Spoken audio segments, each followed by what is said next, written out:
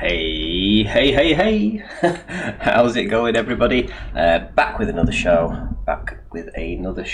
Tonight, and I have titled it Super Thursday Chit Chat. How's that? Super Thursday, because it is Super Thursday. What can I say? I mean, every day is pretty good, really, but this day especially. I mean, you've seen the videos I've put out already. I mean, if that doesn't convince you that that there's plenty of Globers out there with plenty of proof, then nothing will. What can I say? I mean, the evidence was quite clearly overwhelming. By the way, that is a bit tongue-in-cheek, I have to say. Very tongue-in-cheek. Maybe I should start a new show. Sci-Fry Pan. I was thinking of doing it, actually, setting up a new channel. Sci-Fry Pan. And I could take Globe Earth content like that and produce the same level of content that Sci-Mandan puts out. So you would have Sci-Fry Pan that would be competing with Sci-Mandan on who can make the most ridiculous videos about other people putting most ridiculous content out there. I'm a genius. I could be the new Sci-Mandan. Only joking. Who wants to be the new Sci-Mandan? Anyway, but that doesn't mean that I won't do a few series on these, because they're quite golden. These guys doing these videos, they're just gold. What can I say? Absolute gold. Right. Let's say a few hellos to some of the people we've got in right now. Oh, and by the way, I am sorry that I didn't put an advert out. I didn't actually even consider doing a show until 10 minutes ago, so it really was last minute. So that's probably why I've only got like 30 people at the minute, but you know, I'm sure it'll pick up. Anyway, Aaron's in first. Nice to see you, my friend. David K, who says it's still a globe. Yeah, we're still waiting for the proof, though. That's the thing. That's why this debate is still ongoing. Good Servant, nice to see you in. We've got Page 42. Rachie, the resident new flat earther out there, turning up on every show. How's it going? We've got Rodney B, Matrix Media. We also have Pete Shea, who says Dodo's in the house, indeed. We've got Cat Earth, who says Super Chit Chat Thursday. Ranty is brainwashing you. Cat Earth, how dare you? Brainwashing me? Or brainwashing them? Absolutely not. People can make their own mind up. Bill G says he's not here. or not here. Not here? Not here. I don't know. Maybe we'll get some clarity about that. But Marco Green's in, and the second best Bob. So, welcome one and all so far. We do have a guest, if he's around. The real Bob Dole. How's it going, mate? Oh, I think it's going all right. Hey. You said this was going to be the last stream, you thought, perhaps? It must be. After what we saw today, I don't see how you could stick around and be intellectually honest, right? I found your answer. I know, right? I mean, it's, wow. I mean, yeah. I mean, some of the tests that were performed were... I mean, I just don't know why I didn't think of it before. Honestly, I had no idea why I didn't. I can only assume it's because we are both just utter morons. Yes, that's possibly the right, probably the right thing. I mean, who would have thunk it that a hill would debunk flat Earth? I mean, right? Yeah, I mean, you know, actually, when you think about it, it does what it says on the tin, doesn't it? You know, it was right there in front of us the whole time. The whole time. And then another slam dunk. Just watching a plane with the trails come out of it. I mean, yeah. I mean, it's going down, isn't it? You know, even the guy said it was going down, so it must have been going down, right? Yeah. We should be embarrassed about our cognitive dissonance. That's what we should feel shame. Yes, I mean, if only we'd had the same eyesight and genius that these guys had, because clearly, I mean, they were on a different level to. I mean, we've got Simon Dan, who's been around for ages. We've got Conspiracy Cats. We've got Red's Rhetoric. None of them come up with this. None Well, I of. mean, there's a reason we're not all astronauts. I mean, obviously these people are the ones who would qualify. Okay. Oh, I'm sure of it. I'm sure. It wouldn't surprise me if NASA right now is hunting these guys down and just patting them on the back. I mean, they get millions every day to try and show us the globe, and all it needed was these two guys with their exceptional brain cells and reasoning skills and intellect. I mean, their IQ must be in the 300s. I mean, I know it only goes up to Must what, at least, 200. Yeah, yeah. It must be. It must be. They must break all records. All records are now just history. These two guys. I mean, that's what I mean. My mind can't cope with the level of at the level that these guys are operating on. I mean, it's just beyond my abilities to be like that. So, I don't know what to say. I mean, unless a flat earther can come in and maybe bring me back to the flat side, and tell me that there might be something wrong with these videos that they put out there, because, from where I'm looking, I mean, it looks pretty convincing, right? The plane looked like it was going down, gotta say. And the hill was there. I mean, the hill, wow. That hill was awesome. Oh, right, okay. Well, that's. I've got more, actually. I do have more. Have you been just sitting there like writing these like the whole day, just like coming up with them? Believe it or not, those two videos were put out in the past 24 hours. And I'm not even joking. If you said. I wondered if that one where the guy's walking on the road, like if that's maybe a joke. Like, I mean, it's got to be a joke, right? No. I mean, it seems like maybe it was satire, but boy, I don't know. No, I actually believe that is their. I believe that that's their beliefs. That they think that is real. I mean, it has to be, right?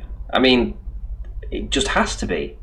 I mean, they got it in the title of the videos. I mean, like flat Earth proof #1 or whatever, Or in fact, the second guy with the skateboard and saw the plane. I mean, he said he's going to be doing a series on this. So this was video #1. I can't wait to see what #2, #3, and #4 is. I mean, Pete. I mean, you've seen those videos, right? My immediate thought there was selfish in a way, right? If this new normal that we're sort of under, there's a new way to make a living in a sense, and all of these different channels rely on viewer counts, right? And then you have I'm imagining a greater sort of conduit towards the advertising funders, whoever they may be. But yeah, I think this is the sort of the new norm. And I was thinking to myself, if I was to sort of adapt somehow to living in this new normal, I could make a fucking fortune, because there's a fortune to be made. And first of all, listen, you know it. Flat Earth is the hot potato now more so than ever. In these Corona times, where everyone is hearing about all manner of different possibilities, and you know what the fuck to make of it. But They as don't we have know, a anything to certain do but truth. sit and wonder about their existence. Well, but look, even beside that, this is what I'm saying. If everything sort of returns to a sort of a new normal, but it's going to be the talking point, and there's certainly lots of money that can be made. And if income is associated with views, well, I mean, is that, I don't know. I'm not going to say. I'm just saying that was an immediate thought to me. And these people are out for views. There's probably a part 2 to their ventures. You know what I mean? And they'll, like Simon Dan, suddenly go from you've been paying attention to his viewer account. Suddenly go from 2 subscribers to 22,000 in the space of 22 hours. You know what I mean? You know what I mean. So I do. Listen, let me play the video. I mean, in case you haven't seen it. I mean, did you watch the video? You haven't seen the video, right? Listen to this. No. So this was the first. This was the first flat Earth proof of the day that I came. Sorry, globe Earth proof that I came across of the day, right? And to be honest, I mean, like I said, I watched this and it just all made sense, right? And then after this is another video. It's just as good.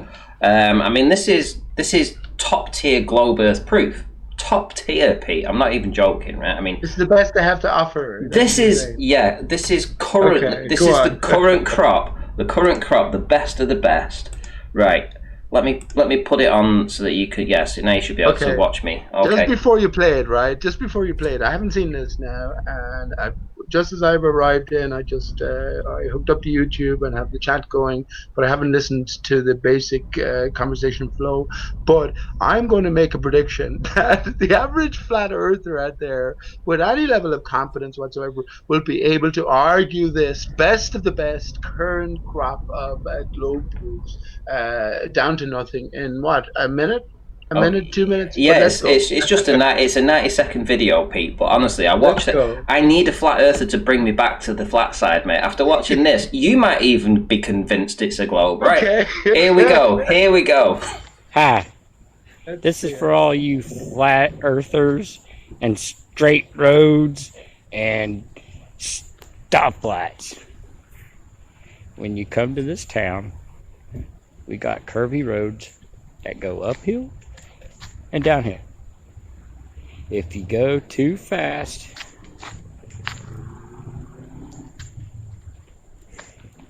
up a hill,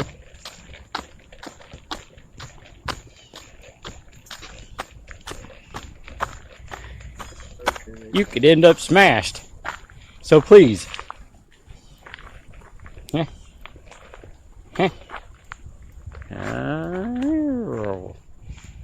we on Earth,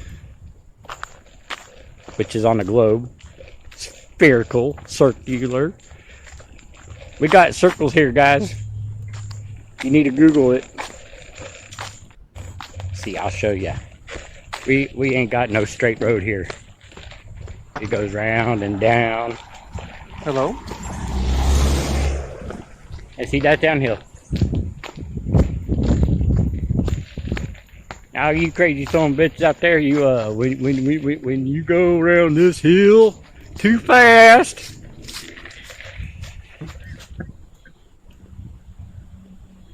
you'll smash.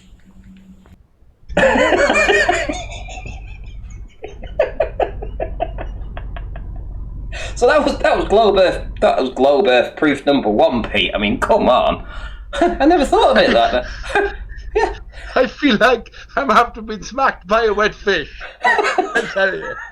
I felt more affected by that than I felt when I watched your video when your balls were lying in the sand taking observations with the incoming tide from 3 inches. I was so immersed. I'm convinced. I'm giving it all up. Well, wait till you see your number 2, mate. I tell you, this is so fresh. These videos are so fresh. Within the past 24 hours, I mean, it doesn't come hotter than this. I mean, right? Listen to this. Listen to this one. This is probably my favourite one. I mean, I thought this was it, but it gets better. Trust me. Watch this one. It's Zach here. I was just out skateboarding and this idea popped into my head. So welcome back to another episode of Why Flat Earthers Are Dumb with Zach TNT. So if you see that plane, like right there, if you see that, it's going straight down. So if the world was flat, why you're telling me all of the people on that plane are pretty much screwed? This has been episode 1 of Why Flat Earthers Are Stupid with Zach TNT, and I'm out. Why flat earthers are stupid? Let's just listen to his point again. Here we go. There, if you see that, it's going straight down. So if the world was flat, why you're telling me all of the people on that plane are pretty much screwed? It's going straight down, Pete. I mean, come on. I mean, now I actually look at it, and now I look at it with a fresh pair of eyes. I mean, he's got a point, hasn't he? I mean, come on. It's definitely going down, isn't it? Listen, this is the Boulderborg mind. You've got to be part of the Boulderborg mind. Say what you see. Like a child, right? When you go down to the lakefront on a perfectly calm day and you see the reflection of the clouds in the sky, your daddy is wrong. You're right, because the clouds are in the water, right? So say what you see. And you know, actually, I swear to God, I know that's all a parody, right? But I've been saying we have to get back to basics and actually like a childlike state of sort of consciousness and basic questioning. Of course, we've been boggled by the great minds of science. You know what I mean? We've been immersed in that, and we've reverted to the authority of others who went where we are not willing to stretch our minds to. But it's all a joke. It's all a joke. Is the great reveal. It's all a joke. As you look out at the night sky, as I was doing tonight, actually, another not a realization as I realized it before. Everything is circles in the sky, but looking at the plow or the Great Bear, right? We see it as a sort of like a certain shape close to the North Star, but it's actually an intersection of a few different circles. So we've been told to look at the night sky and see it as a sort of an infinite universe, you know, taking it as far away as possible as it could be from our mental framing, Ranty. That's what it's all about when we perceive these things in a different light. And once again, like a child, we must look at things. And well, that's very childlike. I thought he was going to say at the start of the video, I come up with a new idea: how to maneuver a skateboard over grass efficiently, or at least more efficiently. Right, I need to. I have to shout out Good Servant actually, because he way back and I completely forgot. He gave me a 99-cent super sticker, so thank you very much for supporting the show there, Good Servant. Much appreciated. Lumberjack's in the house. Nice to see you in, mate. Tony V says, I hope you know that is a flat Earth pretending to be a glober. I don't think so. It isn't. That's the point. Isn't a flat earther trying to be a globe earther. That is a globe earther being a globe earther. No, hang on. That changes everything then. Of course it is. This is parody, right? No, it's not. It's not. I've checked the channel. It is not. It's just it has to be. It's not, mate. It's not. I'll tell you what. Let's get the guy's channel up, and it's two guys actually. It wasn't one person. It was two different people. So let me go to my channel and get the links. Hang on, one sec. As I said, you can be very clever about this and really build up a channel. When I talk about myself here, I'm talking about serious sort of advancements in thinking anyway, beyond the obvious sort of recognition that we're living on a flat and a stationary surface. But something is moving. But you know what I mean? I'm talking in terms of sort of earning. Well, Randy, listen, doesn't it exemplify, if there's no hurry in me talking, right? But you exemplify the problem here in not the problem, the issue. You are a hands-on man to the core, painting, decorating, yet with sufficient effort, I would say minimal enough effort, because you have placed no fucking effort in your Discord at all. And at any one time, there could be 40 people waiting for something to happen. You know what I mean? What do you mean? You could make a sufficient living from, sort of polar opposite of a hands-on sort of 9-to-5 effort job, sometimes longer, obviously, a painter decorator. Would do. You know what I mean? So there's this sort of new future in a sense. And if at the end of the day we are not selling truth, but delivering truth, and maybe appreciating genuine contributions, you know what I mean? Then this makes all the difference, or at least it can. That's what I think. Okay, so I've got the two guys' channels up right now. So I'm gonna share the screen so that you guys can have a look. Okay, right. So we have. I need my hat. If this is not. It's not. We have 13 the Ghost, Flat Earth Straight Roads, or maybe just too drunk. Whatever. That's the video that he put out. And then we've got TikTok banned, Eureka Springs Fire Department, Delicious Brains on Drugs. It's just weird stuff.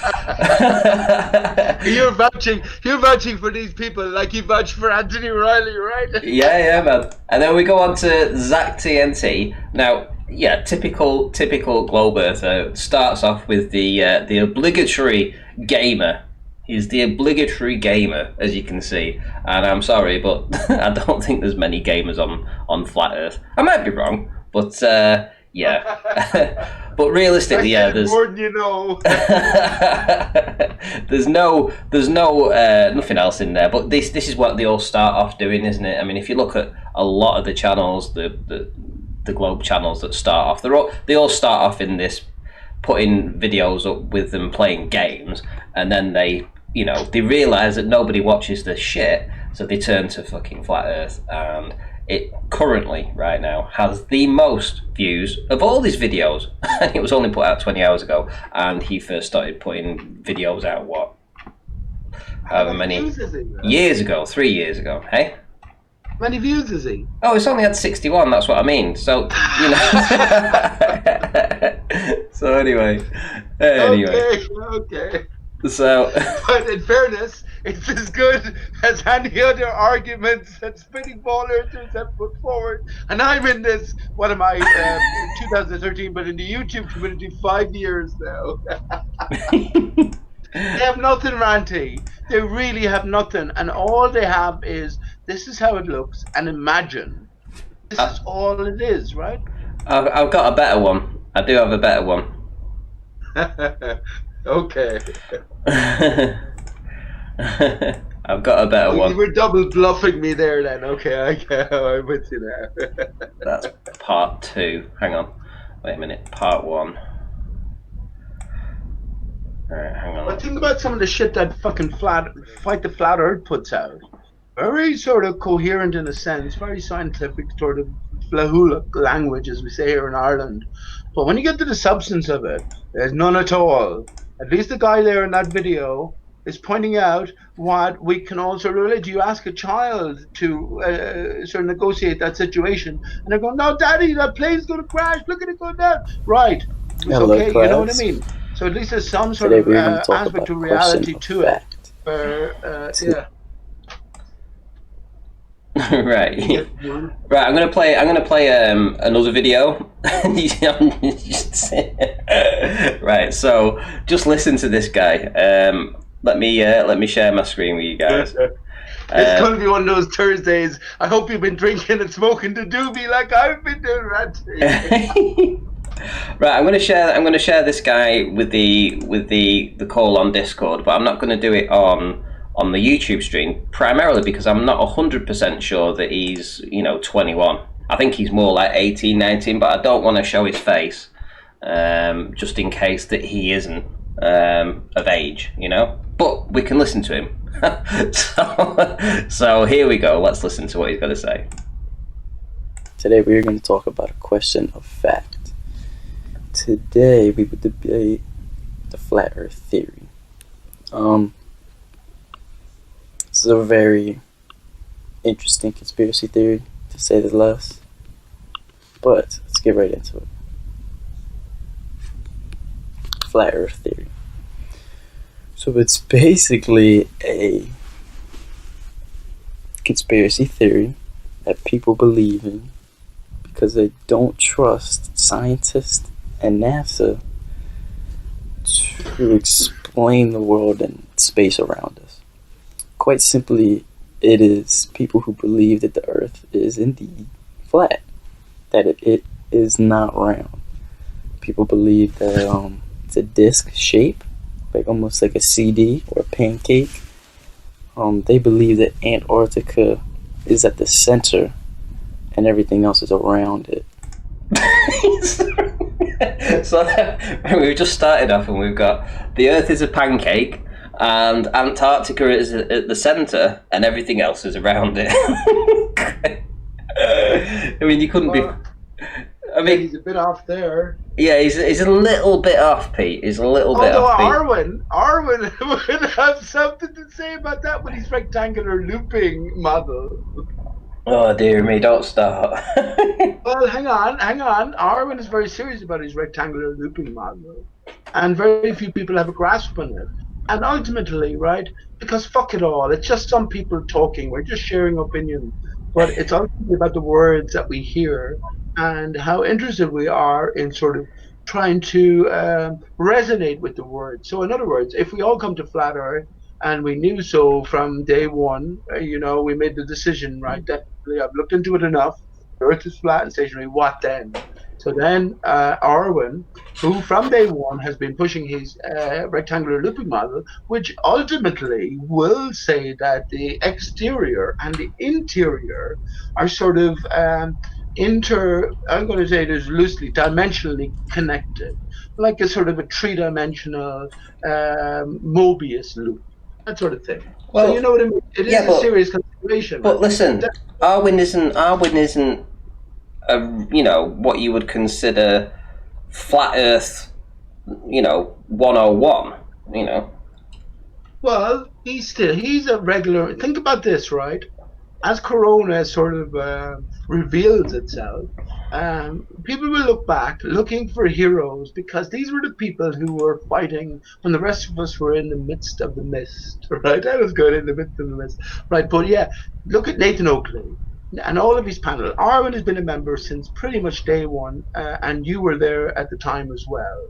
So whatever Arwen has to say, generally he puts it. Remember, it's his second language, but he expresses himself coherently, intelligently, and he's been shown to be sort of more advanced in his thinking than other people on the same panel by them admitting that he was talking about stuff a few years before they sort of generally grasped it.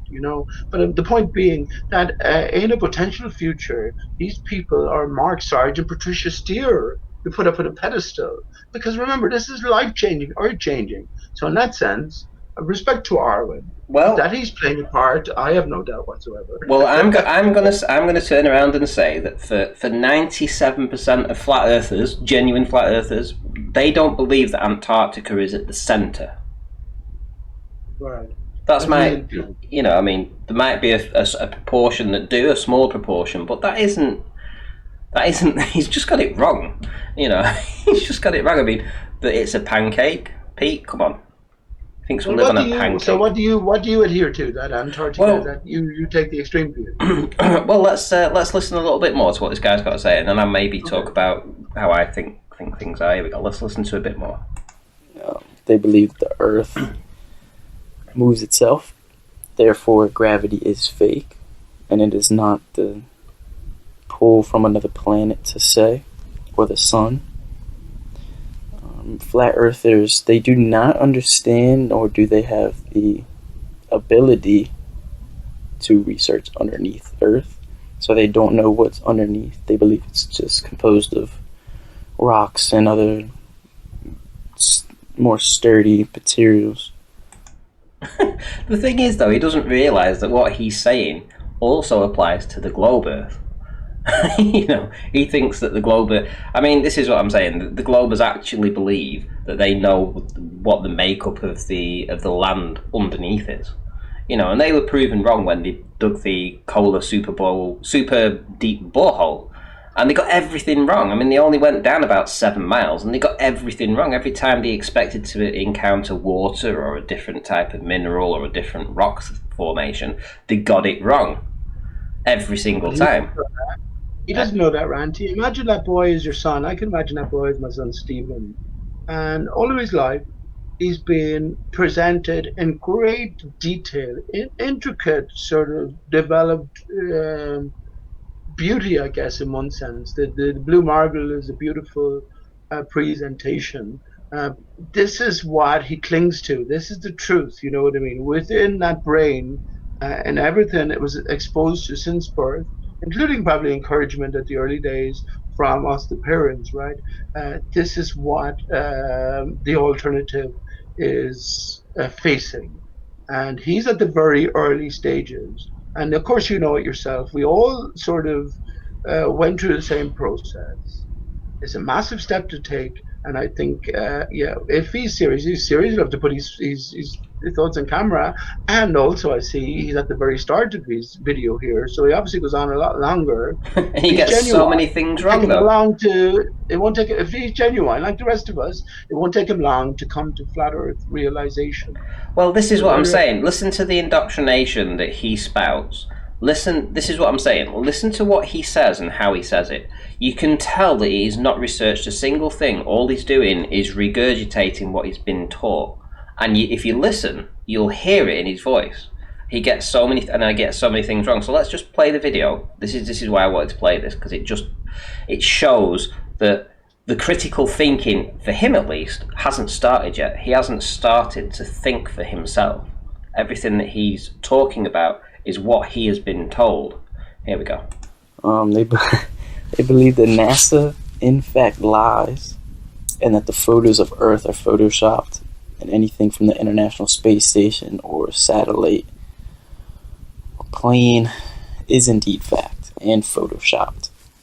It's because it is. You know, it is photoshopped, and he doesn't understand it. And, you know, I mean, the ISS, I mean, that's been debunked so many times. People living in that tin can. I mean, come on. Listen to the guy. They believe that everybody's in on this secret, that the Earth is flat, and everybody tries to sell you on it. They think that flights go around in circles to make it seem that they are flying around the globe instead of just flying from place to place. They also think that NASA, if you think about it, it makes sense. I mean, NASA, it would cost less to fake it than to actually build spaceships and spend millions and millions of dollars. So I think that everyone that's in on it, gets a little cut of NASA's funding. So that's where I guess they think that it gets all their, I don't know.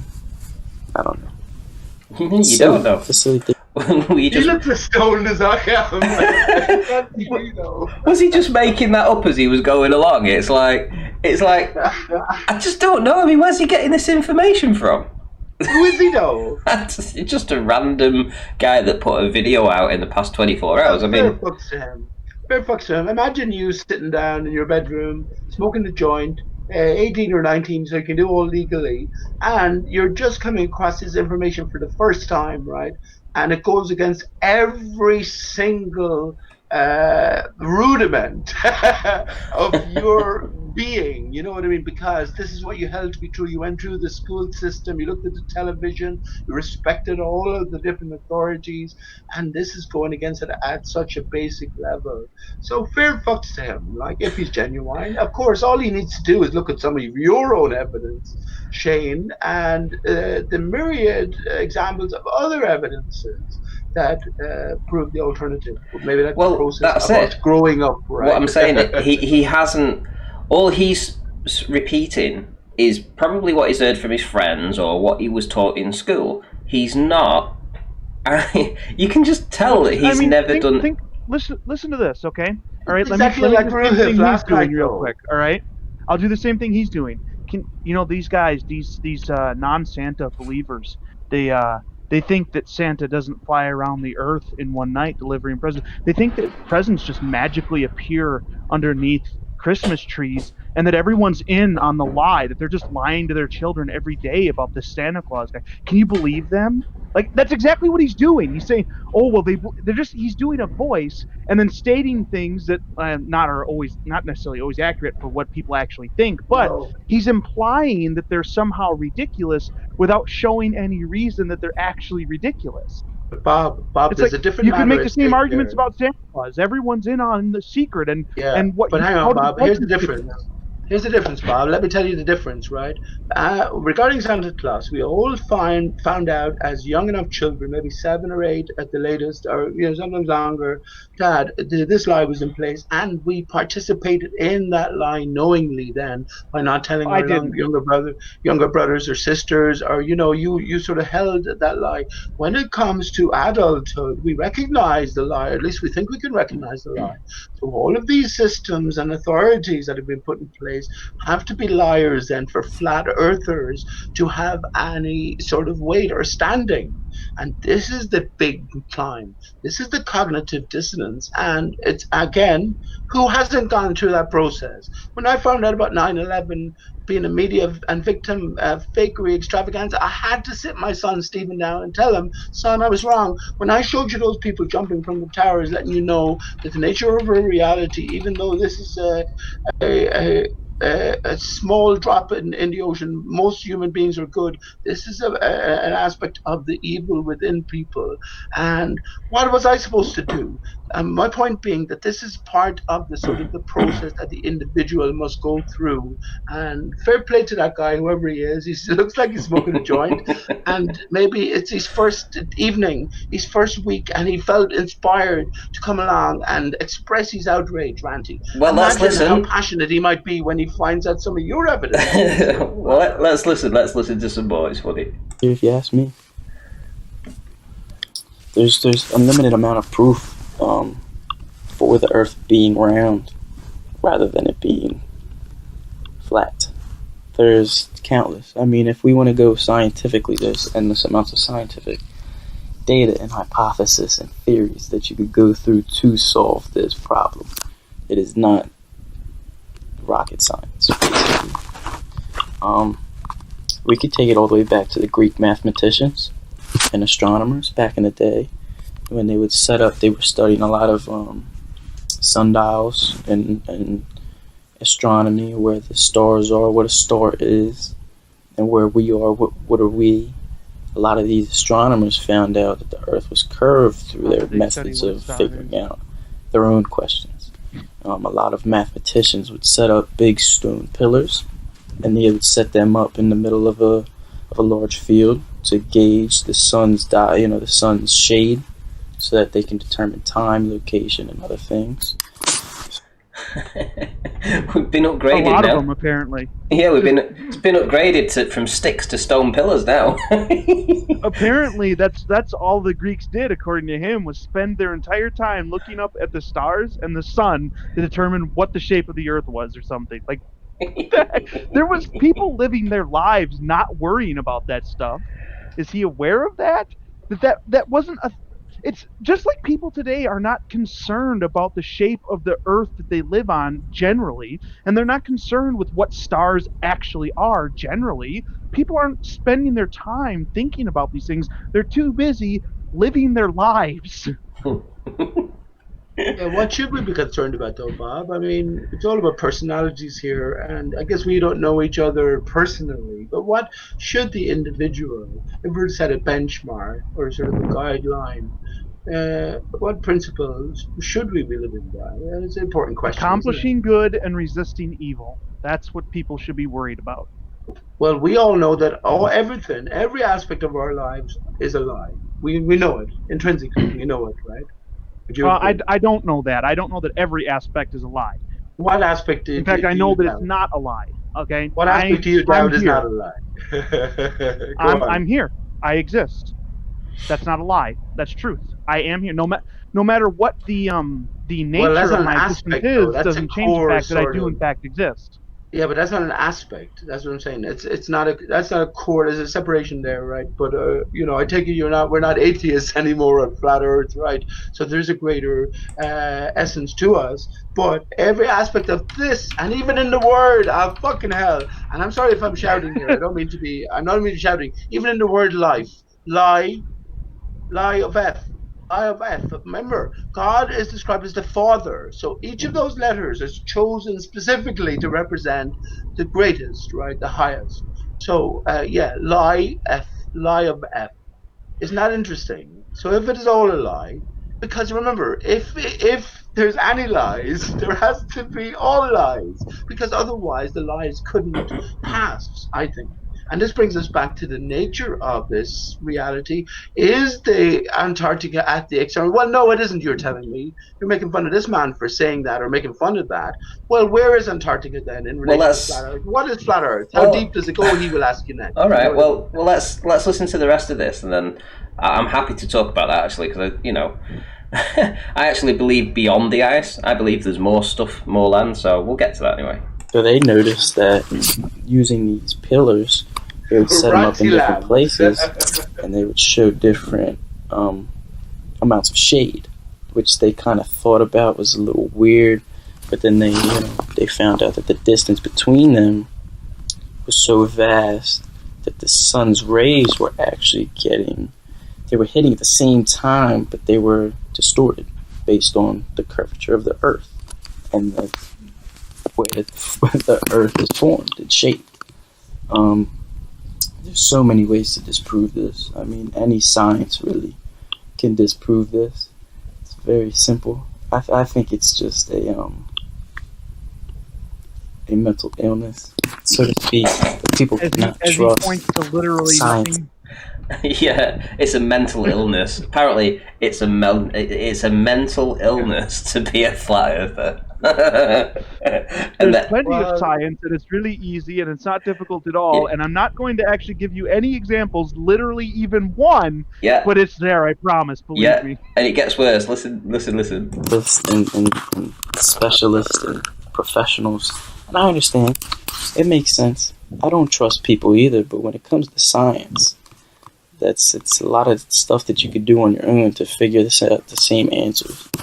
That's the whole point of science. It's meant to be repeated.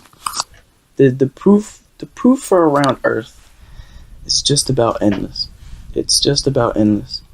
Now, if you want to take into account greed or any other bad faith, and you do think that scientists and every professional is in on this conspiracy theory to not tell us the Earth is flat, I understand. It's there's endless countries, all different. Endless. But he doesn't mention one. You're right. Yeah. He just keeps saying it. Doesn't care to point one out to us, maybe show it on his video, or maybe in any way indicate what it is so we can see it or do it ourselves. Yeah, he just says it's endless. just says it's It's the endless. cognitive dissonance, though. Do you understand that he's Yeah. going through that battle? This is the brainwashing, Pete. This is the brainwashing. Oh, Just yeah, because I he's agree. been told it, and he's seen it. He's seen these globes all his life, and he's seen Star Trek. He's seen Star Trek and Star Wars And and we all all that know. stuff. And totally indoctrinated, and he just thinks that it's just everywhere, all this proof, but it's not. I'm him. Yeah, he looks like me at his age, I'll tell you, Shane. He looks like me at his age. I'm exactly him. I went to university. I would defend it to the death, the scientific model. Because all of the great minds, you have to debunk all of them. They all have to be in it. And it's too much, right? But, bear that in mind. Right, okay, carry on. Countries are going to space. They have different satellites, weather balloons, and all these other things. There's endless amounts of proof. It's these people just choose not to believe it, or they just don't want to believe it. They just enjoy that feeling that it's forbidden fruit and that it's knowledge we're not supposed to know. But, we have satellites that are all over the globe. I don't know the specific number off the top of my head. We have thousands and thousands that orbit the Earth all day long. All day long. It's ridiculous. The International Space Station is another thing. Professor Bell when you need him. Yeah, Professor Phil Bell, come and join us. He's Aussie accent and go, yeah, that guy has his head on his shoulders, mate. Don't you guys know about the flying objects that we can't actually verify in any way? Don't you know that they're up there, all day? Yeah, all day. All day. That was the best bit. All day long. Send people up and back from there all the time. They are literally circling the Earth, gathering data, pictures, photos. They're watching hurricanes. They're watching tornadoes. They're watching all these things, the Australia fires. They saw all this stuff. And clearly they're going to say that the Earth is round because they've been around it a couple times. The flat Earth theory simply makes no sense. It simply doesn't. Weather patterns wouldn't be the same. Currents wouldn't be the same. Tides wouldn't be the same. Nothing would work properly. There would be no... Okay, do you understand how stupid his statements are when he says they wouldn't be the same? The only way they could possibly know they wouldn't be the same is if they were able to compare it to an Earth that's flat. But if the Earth isn't flat, then they don't know what it would be on a flat Earth. They have no Tell us idea. how tides work, Bob. Tell us how tides work. Well, hang on. Let's not deviate at the minute. Let's not deviate. He was saying about the ISS and that people have been up there and they've taken all these pictures. So in his mind, he's believing that there's people in this tin can and that they're the ones taking these pictures, and all the CGI stuff that we see is real stuff from NASA. So this is the indoctrination where he's getting it from. His proofs is he goes to a satellite and the ISS, Randy, SpaceX have literally sent up a tin can in their latest series of launches. Isn't that hilarious? Have they? Right, I'll have to watch Have you not seen that? Have you not seen that? I'll Come have to on. watch it. I will have to watch that. Right, here we go. Flood, the carbon cycle would be destroyed. It would actually Well, not destroyed. It would have never existed in the first place. Carbon cycle wouldn't be existent. The rain cycle wouldn't be existent. Watersheds wouldn't be existent. The water wouldn't be able to move around the planet or the pancake. I don't know what you would call it at that point. Yeah, all of this wouldn't work. Yeah, it wouldn't be able to. Nothing would do it. Yeah. Even though he clearly can't even conceive of the concept of it being flat, but somehow he knows how all the things would be broken if it was flat. Yeah, exactly. Yeah, exactly. What? Yeah. What? yeah. This is what I mean. He's clearly hasn't looked into anything. He's just regurgitating what he's been told. Well, hang on. I'm going to take the part of this guy now, so I'm going to defend him slightly as you play along, just for the sake of it anyway. But I will say to you, he will ask, what is your representation? Can you paint me a picture of your flat Earth? Because I have this spinning ball and all of this sort of science behind it to explain all of the things I've said. You know, play away, Randy. Okay, I'll play away. It gets worse. Trust me. But nothing would function properly. It wouldn't. Weather wouldn't be able to function. There would be no El Nino. There wouldn't be any because the horizon gathers most of our heat, all of our heat, really. You know. The horizon gathers all of our heat. What is that supposed to mean? Yeah, just that one location, just that one little spot, right? It's Etherman. Yeah, there's all of our It's Etherman, boy. Shout out to the dodo, Pete. Shout out to the dodo. Hey, listen, that guy is over 18. Play the visuals for the audience. Hang on, wait. I know. Go on, just listen. Go on, listen. The horizon gathers most of our heat, all of our heat, really. You know, and then distributes that, and that's what causes weather patterns in a nutshell. And if you, he's just told us. Wait a minute. Folks. He's just told us how. He's told us how all weather patterns and everything wouldn't work on a flat plane, because obviously he knows about this because he knows the globe Earth model, and then he turns around and says that the horizon makes the weather. Not only that, but he got a twinkle in his eye. If you watch back, he like giggles to himself, like he's like stating something like he knows. It's just crazy, creepy. Like watch him giggle. Like watch this. Because the horizon gathers most of our heat, all of our heat, really. You know, and then distributes that, and that's what causes weather patterns in a nutshell. And if you. I don't know how the horizon would work with we ever know, man. I tell you that. Right. They worked this shit out faster than we ever did. So is the name of this video Indoctrinated Man? No, I called him Indoctrinated Man because he did it in 2 parts. So I just made it into one video, and because he was really low on the YouTube video, I had to increase his volume. So I just entitled it Indoctrinated Man. So I can put the links into the show when I'm finished. Yeah, please do that, yeah. Yeah, okay, here we go. How the horizon would work with the sunlight and all that. Because if it's flat, then it would receive all the same amount of sunlight generally. You know, I don't know.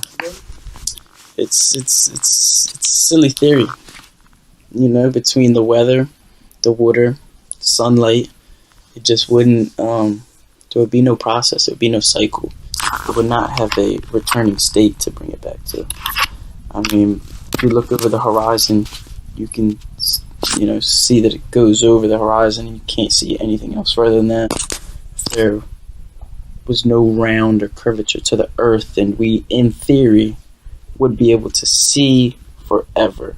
If I got on top of a mountaintop, I technically, in theory, on a flat earth with maybe some binoculars, should be able to see every square inch of our planet or our pancake, whatever.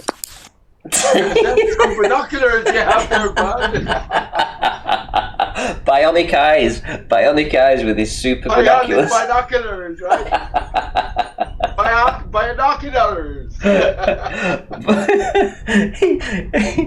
the size of But them, Ranty.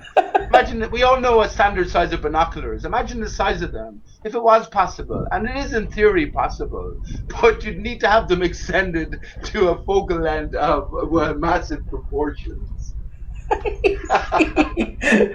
So it's, And then you get to see your I mean, arms. weather balloons and the same weather balloons, we launch those up into the air. They float all the way up into the stratosphere. It might be the troposphere.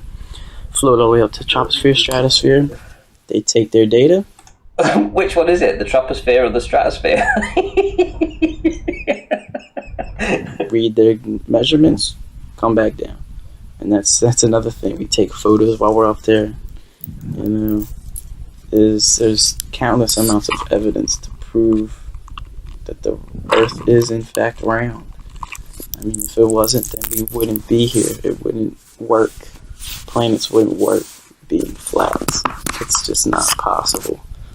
I mean, there's no way to even truthfully prove that the Earth is indeed flat because it's not.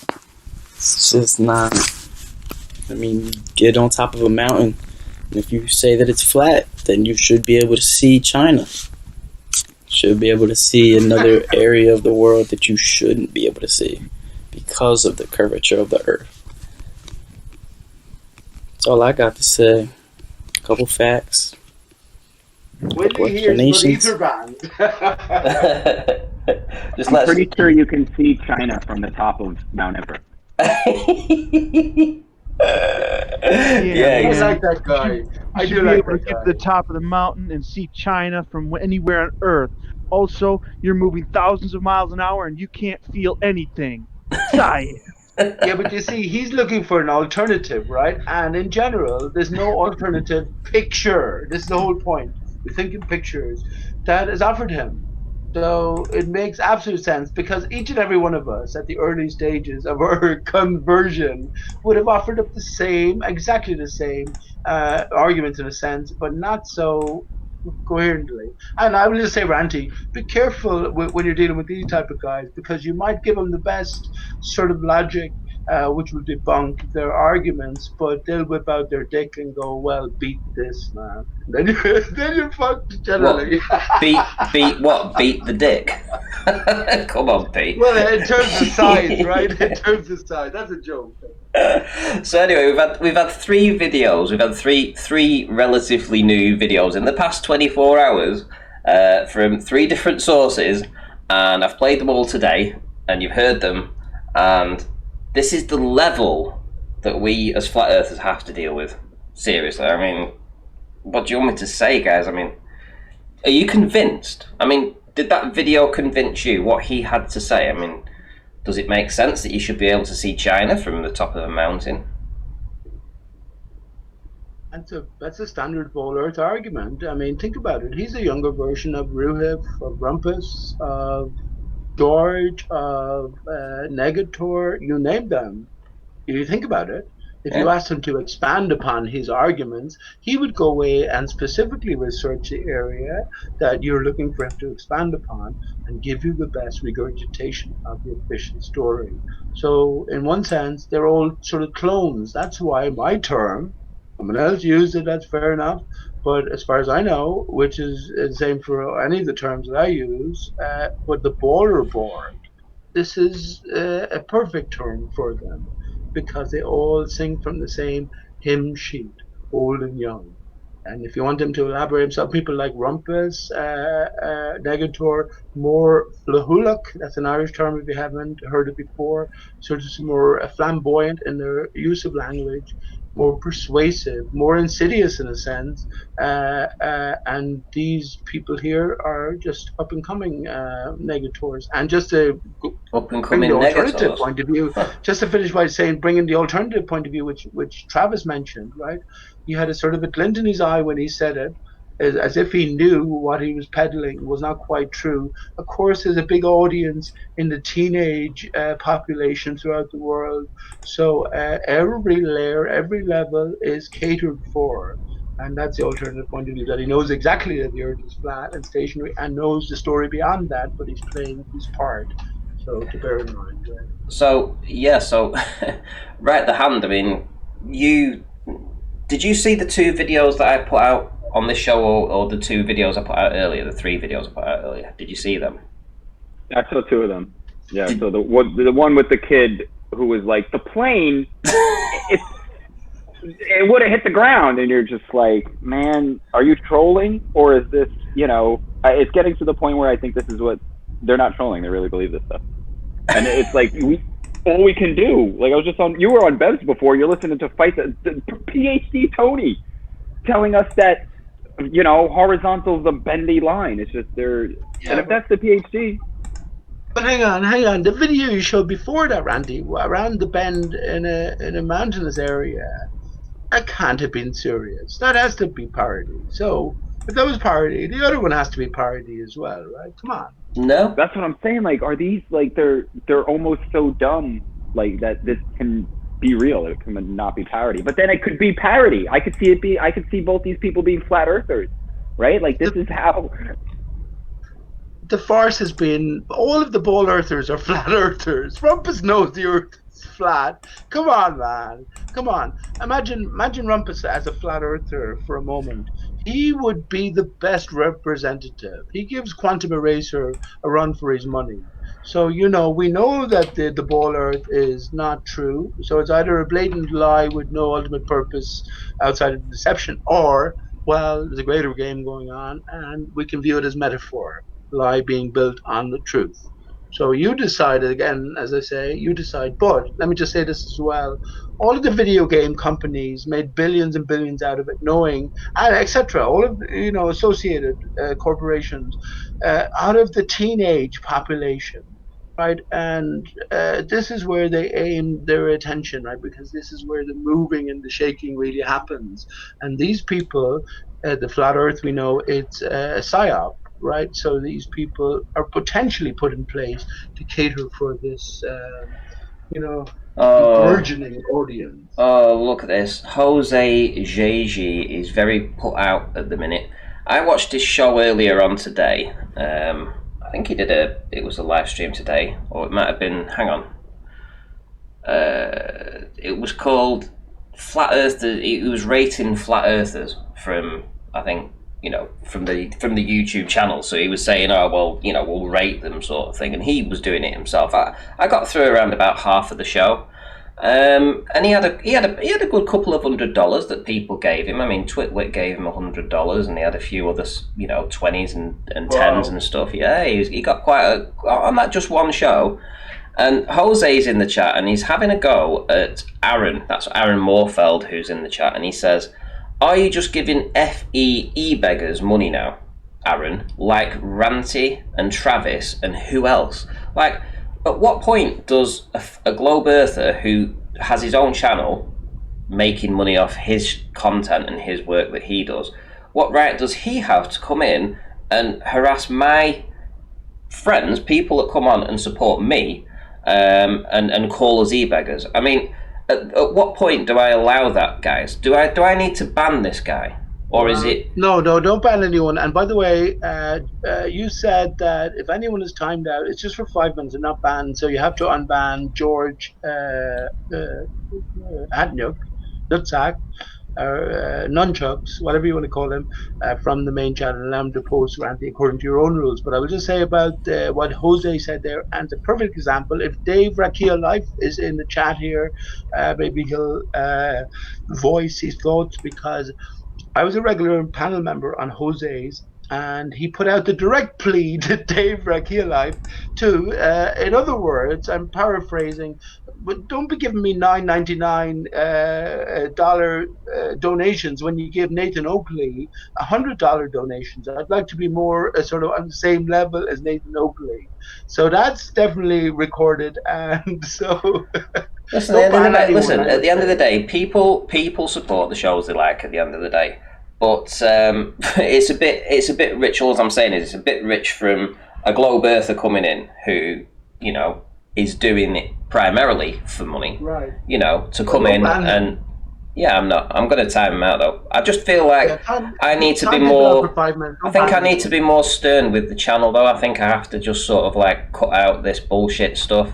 I mean, let's be I've honest. never seen you posting in your Discord channel, Randy. Your Discord channel could be the biggest Discord channel around, man. It already is. Come on. It's not. And what do you mean I'm It's not not. posting? What do you mean I'm not posting? I posted in the general Discord chat. channel, there's Hold no on. one there this afternoon. Hold on. No one. Hold on. Posted it. Did you look at all the conversation? Junk convo. And I was posting at 10 o'clock. I said I'm live, and I said I was talking earlier. Pete asked if you will jump on the panel WS at 9:30. Yeah, that's only 2 comments. Come on. Oh, come on. Since about 6 o'clock. Well, what do you want me to do, Pete? Scroll back and see my... Okay, so let me get this right. So I've done 3 videos today, and I'm now hosting my 4th, which is a live show. So not only do I have to let's get this right, I have to answer all my emails, which typically I get around about 15 each day. I have to moderate my Flat Earth group on my Ranty account on Facebook, which means that I have to approve posts, members, talk to people, comments that I'm getting, and the messages that I get, which is typically around about 10 every day on Facebook. I have to sort out my Twitter and, you know, go looking for content on Twitter and also see who's been tagging me and stuff on Twitter. I then have to go to my YouTube channel and check all the content, all the people that have been posting comments. Some comments I'll respond to, some comments I won't do. Then I actually go seeking out and looking at other research on Flat Earth. Then I have to come to Discord, and typically I've got around about 8 or 10 people that have messaged me in Discord. At what point, Pete, do I have time to sit and talk to you all afternoon? That's true. I mean, I'm not saying that, and that's all. What you just said there, that's all before you go to work. That's before I have a shit. That's before I have a piss. Start painting and decorating, and who knows who you might meet. Yeah. I'm kidding in that sense. You took this wrongly, right? But hang on, MG. We heard you there, man. Let me just say this to Ranty. What I meant there is, right? Let me just say this. What I meant there is, because this is the new market. If Jose Gonzalez made $200 today, and that's just an average day over the course of a month, that is, if my math is not incorrect, that's $6,000 a month, right? And that's for doing hardly nothing, right? I'm saying if you want to view it in a structured form, remember what I came back to earlier on about the honest intent? Well, then the truth can be given out with an honest heart, an honest core. You could actually structure it the way if people proved themselves in a sense, and they were willing to talk about everything and anything, understanding that everything connects, they could become a member of what is your round table number of seats. I think, Ranty, on your mainstream avatar there, I think it's 18 seats, but I'm almost seeing 19 as well. I'm sort of between the two, but you know what I mean. It could all aim for a greater, higher goal. And you could also make money from it. Well, Pete, it's not need stuff to live from. Pete, yeah, I mean, I understand where you're coming from, but you know that I've been in this for 5 years, and I've never, this came about because I wasn't happy with the way things were happening over at Flat Earth debates. It turned from allowing Globers to come in and debate to basically them being shut down and not having a voice. And to be honest, I feel that a lot of people that are still joining Flat Earth right now, I mean, we've got Rachie in the chat right now, for instance, who's a new Flat Earther, and I've seen her debating inside the general chat and Coriolis chat inside the server and stuff. And it's clear that she's still very, very, very new. Well, if Nathan got $100 donation from Dave Rakia Life only recently. Okay. Well, let me finish. So.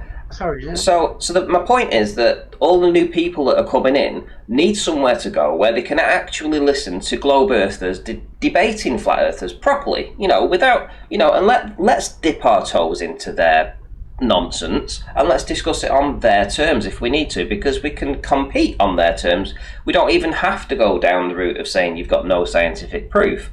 So the door's open here for that kind of thing.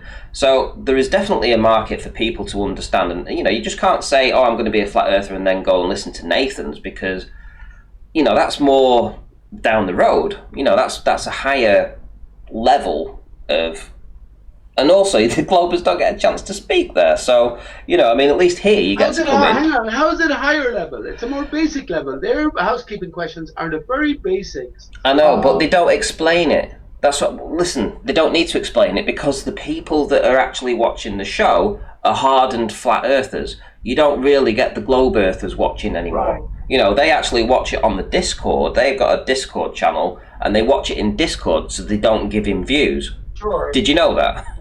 Yes, and So- listen, I told you this before, right?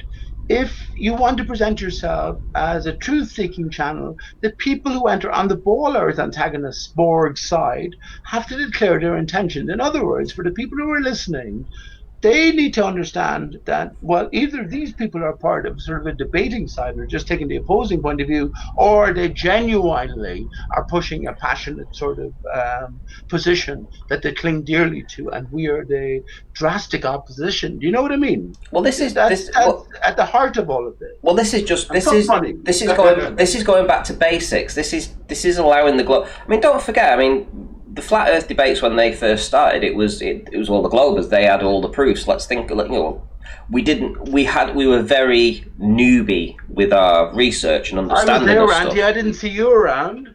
I joined on debate. I think it was 68. So the show had been going for about 2.5 months. And then I'm talking about way back when. Oh yeah, I was with Isa Mahalski. You know, when he was doing his shows. This was before Right. Nathan even did his. This was before he. Do you remember the flat Earth debates? Remember the flat the Earth original? debates? Yeah, the very Right. early. Yeah. I was on all of those, and I understand now that I kept being invited by Matthew Holbury. But you've got to say, And listen, I don't understand Pete, why. you've got to say though that from where we were then, you know, with our research and understanding of things, you know, not just optics and stuff, but I mean just the whole premise of everything. You know, I mean, a lot of people put a lot of work in to move the arguments forward over the years, and what Nathan's done with his show is he's reached a point where I think he just assumes that everybody's followed that journey with him. You know, everyone's been on the roller coaster, everyone's been on the journey, and the people that have followed him all this way to the point that he's at now, they already know because they've been on the journey with him. But you get a newbie coming in. Listen, you get a newbie coming into Nathan's show, and it's like it's really difficult for them to follow, and if they've not had the same sort of journey as what with Nathan is, well, this is an opportunity to understand from the bottom up, you know, and to go around taking their proofs, and you know, you can knock them down in a multitude of different ways. You don't have to just say there's just one way that the scientific method can destroy everything. So what's all the talk about raping and teabagging and all of this sort of stuff? It seems very counterproductive. And you were a member of the Nathan Oakley panel, who, my views on all of this is clear from the outset. So what's his ultimate goal? When you ask Nathan what has he replaced the vacuum of space with, what is the nature of the necessary container, he has nothing to say about it. So where's the progress? You know what I mean? Who is the audience here? And of course, Nathan will openly talk about him being a YouTube personality. He wants to make a living from YouTube. So does that mean that his script is set somewhat either by himself or someone else? Well, to be honest, if you start thinking like that you know you can be bought in some way, or that you have to appeal to a certain audience, because if you step away from it for a time or something like that people are just going to think different of you. Well, no, I don't believe that. I mean, remember when I was putting, sorry, who's that? Sorry, I have to applaud your honesty there, the Irish gentleman, because that's exactly how I see Nathan Oakley. He's he does nothing but attempt to get people in sort of gotcha style arguments, and I have to give credit where credit's due. He doesn't really appear to want to discuss things. Finish anyway, because we know you're on the opposing side anyway. So please leave Randy. Oh no, I'm agreing with you. I'm agreeing with you, Jesui Dodo. Okay. I'm applauding your. Yeah. Okay, great. Well, my point is I'm applauding his honesty in being able to evaluate that aspect of Nathan's show. Well, my point on, you know, I would view it differently for myself, because my channel suffered an awful lot. When I see this is my second channel. My original channel got, you know, I lost that, you know. That's what happens when you start talking the truth. So my original channel, which had I think about 500 videos on as well, you know, that's gone, never to be brought back. Get out of here! Yeah, my original channel. Fuck off! My original channel, Pete, was chemtrails. When I had Get the fuck outta 400, here, man. I had 400 videos on my original channel from chemtrails, and then my research went from chemtrails to looking Get the fuck into. outta here. Do you not remember, Pete?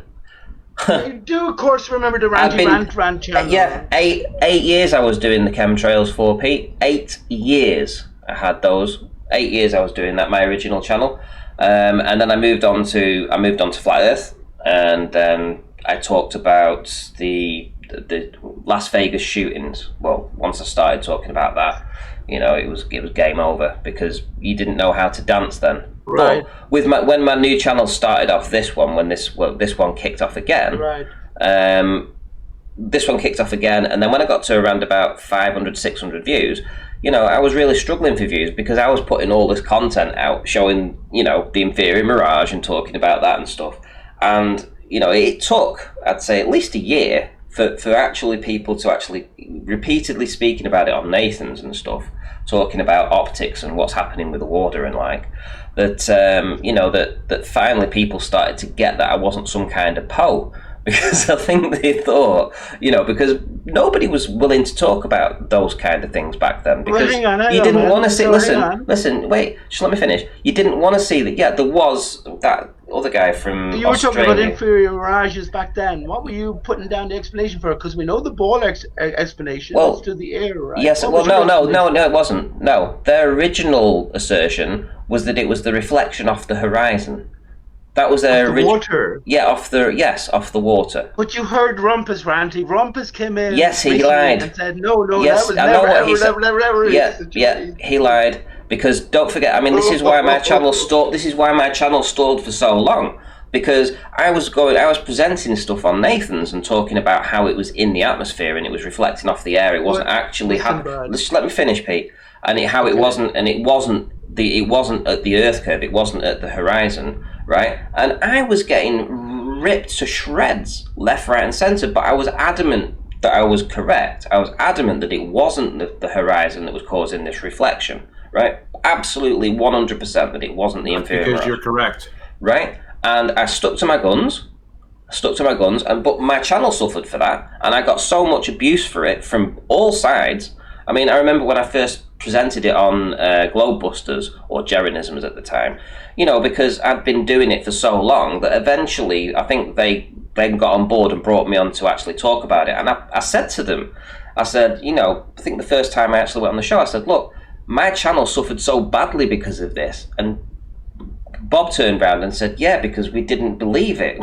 We didn't understand what you were showing us, and we just didn't want, we didn't look into it like you look into it. What were you showing? What was your explanation? Oh, come on, Pete. Are you telling me that you didn't see any of the 200 presentations or so that I put on Nathan Oakley's? Of course. What? I did, of course, but to this day, you disagree with me in terms of the mirror water layer, Ranty. So therefore, I know you have to be wrong because we're looking over an extended plane. This should the be inferior mirage. Hang on, please. The inferior mirage is a baller term. This is why Rumpus could never say. Just that because I'm using the word inferior mirage doesn't mean. Let me just mean. finish the sentiment. This is why Rumpus could never say that the water is reflecting, because what looked like the horizon line was the horizon line, and everything beyond that or above that had to be an effect within the air. He Pete, could never say it was water. No, you just don't. That would be admitting that it was an extended span of water. Pete, you just think that there's just one answer for everything, and it's not just like that, Pete. On some days you see a reflection on the water, on the water, right? On other days you see an inferior mirage, which is totally different, and it happens in the atmosphere. Right? These are two very distinct. Things. Hey,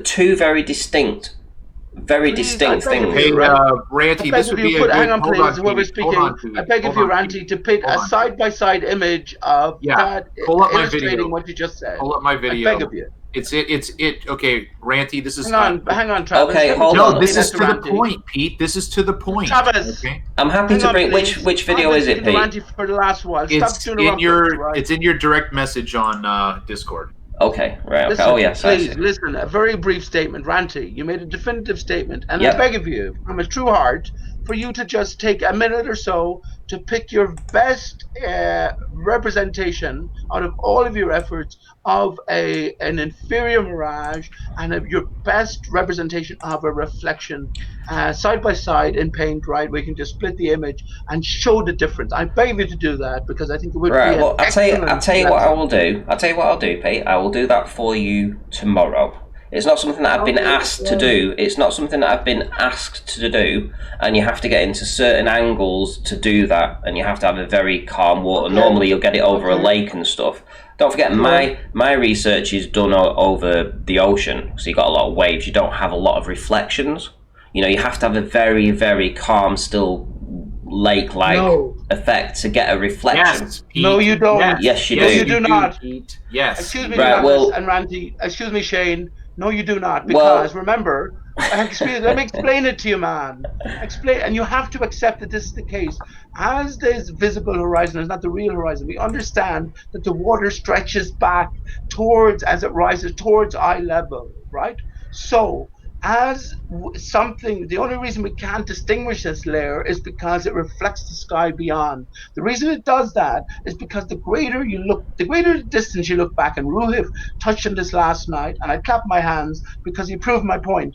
The greater distance you look back, in terms of our perspective view of it, or the camera's perspective view, the more distance is compressed. And if that distance is now decided to be water, that water will compress up, so a 10-foot wave would seem like nothing, and the water as a whole will reflect. Pete, yeah, let's okay. So yeah, I appreciate what you've just said, and I fully agree with what you're saying about the distances involved. It's another thing that I did a few presentations on, about how you can have multiple miles in just a few pixels of water, Pete. But that doesn't mean that you get a reflection off of it. Right, It has to. Ramsey. No, it doesn't. Let me bring in Travis now. He wants to play this video. So, this is just this is the video that I made for Pete because we had I think it was a discussion on your channel, and I told Pete that I would put this little montage together. So You're supposed to get back to me for me to appear in your show, Travis. Listen, my schedule is just so wonky right now, Pete. I don't know when I'm going to be available and when you're going to be available. So plus. Anyway, plus you said, let's do it on Ranties when there's going to be a panel so that we have an open discussion, right? Okay, so do you want me to play the whole video? No, Ranty, you can just slide the marker up and down, and we can just pick out an image. Because I just put up panels that have contrasts with the ideas that are out there. Okay, I see this one, and I can already see. I can see what you're looking at there. Let's go up to the next one. I see a bit of an inferior mirage on that one, and not so much on that one. So where are we looking for? We're looking for you want a reflection versus an inferior mirage, yeah? Yeah. Again, I just put up different panels. The ones that don't have any demarcation on the focal length, they're the same focal length, which is 357. The one that if you go back a little bit to the one that was side by side and it said 357 and 428. Those were similar conditions because you could see all the way down to the shoreline. 357. Is that time you mean? No. If you just go back, there is an image that has the text on it that says 350. Yeah, that one right there. Let me shout out. Well, hold on one sec. Let me shout out. I'm going to shout out Windrider for super smashing the super chat. Thank you very much, mate, for the $20 super chat. Here is a few bucks to get a pint. You will need it when today is over. I am sure of that. Seriously, but thank you for supporting the show, mate. Really appreciate that. Right, what we showing here? So you've got the 357 on the left, the 428 on the right, and what are we looking at here? Well, again, you have more of a clear image where there is a very minute amount of distortion at the shoreline. On the left, you can basically, I would say, feel comfortable saying that you're looking at the shoreline. I don't have a problem saying that, although on the right, you can see that there's a bit of difference. You can still see ground below the house, right? You can still see ground. That's only 15 feet high. And what's the distances of this? 5.8 miles, 5.8. Okay, so yeah, that should be pretty much gone. And what's your observer height? I have not converted 5.85 miles into feet. No, your observer height. How high was the camera when he took the images? 5 foot. Oh, right, 5 foot, right, okay. So I'm looking for ones with a reflect. Do you know the best one to do this with? Actually, would be Sky Free, her channel, or his and her channel, because not necessarily because they don't have control images. So on the image that you're on right now is what it looks like on Discord. Oh yeah, yeah. So yeah, that is a reflection off the water, definitely, right? Where's Pete? I had him muted. Not muted. Muted is in just muted for the audience. So because he normally interrupts. So right there you go. I was just asking Travis in relation to the target height, which was beneath 50 feet. 6.8 miles or 5.8 miles works out as roughly 30,000 feet. So if we to draw a scale representation of what we're seeing, we need to take this into account. Okay. Pete, can you see the two images that Ranty has up right now? I actually can't, actually. On the left-hand one, you've got a reflection and an inferior mirage. That's really cool. You've got two effects in that one. What do you mean? You've actually got two effects going on in the same image. It's no good if Pete can't see the image though. I can see it now. Hang on, please. Hang on. I can see it now, Travis. And Ranty, I swear to you, I'm going to go on mute for 5 minutes because this is a perfect example of what you were preaching earlier on, which is there is a distinction between a reflection and an inferior mirage. And I'm going to listen intently to what you're going to say. Honestly, I am. Okay. So anything else you want to look at? Sorry, you wanted to mention more about this, Travis. Well, my point in this one, especially because it's the same focal length, okay? You can clearly see that You said you was going to go on mute for 5 minutes, Pete. But Ranty asked me a question, Pete, okay? So the one thing that I have in my image here is the ability to frame the image. That tower or the antenna to the left is something that I can always frame in the upper left-hand corner. Okay, now you know as well as I that it's hard to get that all lined up, so it's not perfect. But the one thing that I think that we can all agree on is that the house is not the same shape, right? Yes, I agree with that. So I would attribute that to some sort of magnification or some sort of kaleidoscopic effect where the shape of the house, both in its size and dimensions, is affected. Now, on the image on the right, we can clearly see that there is brown ground, shoreline, below the house. On the left, you cannot see it. So the problem that I had when I was first looking through this and trying to process all of this is, and I've said this to Pete, I believed at the beginning that the reflection or the image was due to the surface of the water. But what threw me for a loop was the fact that the inferior mirage goes all the way up to the porch. So if the water were the surface, that would be impossible. Now you have to do this visually in your mind. If that image on the left, are these the same focal lengths? Yes. Do you know what it looks to me as well? Right. Anyway, carry on because I might look into this in a minute. Okay. But yeah. Okay. So my point in saying that this is not a reflection is, if the house were a boat, you would have to say that boat is on the water.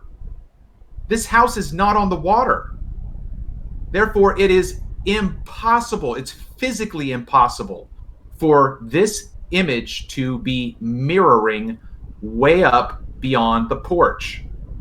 And look at the water level as well. It's very flat and calm on the left, and on the right, it's slightly churned. Yeah. Yep. Yeah. So many different variables go into these observations, but that's the simplicity of this, in my opinion. And how you can tell that it's an inferior mirage, and this is why I wanted to bring this up with Pete, is that on the right hand side, can you see me circling this little brown area here? Yep. Just there. Well, if you follow that line across here, that brown area has sunken, which is what always happens when you just come just above the inferior mirage. It drags the image down. So So that's being dragged down. So that proves that That's part. what that yellow line. That's what that yellow line demarks. Oh, is I it? Put that at the top. That's what I put at the top of that pavilion. Right. Okay. Well, that's indicative of an inferior mirage. That's what happens with these inferior mirages. You get a drag down just where the inferior mirage starts. Then you get sort of like a reflection, but it isn't a reflection. It's an inferior mirage. But you can actually see. Hang on. Hold on. Let me finish. And then 5 minutes. finally, you get the reflections. You can actually see the reflections now on the water at the bottom part, so you can see the two different effects. But you're quite right that the shoreline and the bottom of that house is invisible in this image here with the reflections and the inferior mirage. You can't see it, and it's impossible to get that because you have a direct line of sight to it. And it can only happen in the atmosphere. It can't happen on the water. Well, hang on. How come you're so fixed to this sort of certainty? Well, how's the water reflected? How's the water hiding it, Pete? Well, very simple. How's the water hiding it, Pete? I've never been on mute for 5 minutes as well. Well, how's the water hiding it, Pete? Most of the time. How's the water reflect? How is that reflection? I can tell you. How? I can tell you, man. But well, let me you have do my you. say, right? All right. Well, you do. I'm going to go on mute, and I'm going to give you a couple of minutes to explain it, and then afterwards, I'm going to ask the audience. I'm going to ask them with a number one or a number two if you're right. So you do your explanation, and then I'm going to ask the audience. It's number one that you're right, and number two that you're wrong. Right. So I'm going to go on mute, and you fire away. Tell us. Okay, well, I did contract to go on mute for 5 minutes listening to your explanation, but I heard Travis for the most part. But that's okay. It's considered a factors here that need to be taken into consideration. Travis says this is no big deal, it's obvious, but yet it goes against the very heart of science, the scientific explanation for what's going on. So we're after entering a different realm when we're looking for a flat earth explanation. And what has been given back to us, none of us will deny, is the extended span. In this case, it is water. Water, we know at a fundamental level, will be flat when still. So if we understand that we're looking all the way to a target at a vast distance, Travis mentioned 6 miles, which I worked out in my brain, roughly 30,000 feet, and the house itself, let's give it 50 feet or 100 feet. You draw the triangle from you, the viewer, at 5 feet, and you work out what exactly is going on. As we're looking over this extended span of water, and depending on the sun positioning between you, the target, and the body of water itself, and depending on the cloud position, depending on the extent of the stretch, you've taken Ranty images over 30 miles, which is a crazy distance. We can't relate to these things in normal sort of sensible thinking. But yes, when we take all of these different factors into consideration, the water itself mirrors, and we know that the water has to be going pretty much all the way to the other shoreline, as Travis has just admitted previously. So therefore, when we identify the mirroring line, anything above that shoreline will only be gauged in terms of a few scant feet, right? 30 feet? We understand we ultimately are seeing all the way across, but all of the mirroring is occurring not in the air, like any of these car mirages that are driving down a hot road. All the mirroring is done on the road, the surface itself. And in this case, the surface is water. Let me just finish by saying, beyond a certain distance, what looks like the horizon line, this might be, let's say, 2 miles, 2.5 miles, 3 miles. Everything beyond that visible illusory horizon to the mirror line, that might encompass, here in this scenario, 3 miles as well. But in other images that Ranty and others and Wide Awake, for instance, have taken over the years, it might encompass 8 miles, 10 I have miles. A question. I have a question to you. Simple as that. And I'm finished now. Okay. Can I ask you a question? Yes, you can. Yes, you can. But let me just ask the audience, now that you've done your explanation, I am going to ask them now. Number one, are you satisfied with Pete's explanation? That is what's going on. Number two, you disagree with his explanation and you think there's more research needed to be done. Or three, he's just wrong. so 1, 2, or 3. 1 if he's correct. Why does this urgency and sort of someone has to be I have a question. I have a couple questions, Pete. Do you understand though, Travis? Why is there an urgency someone has to be right and wrong?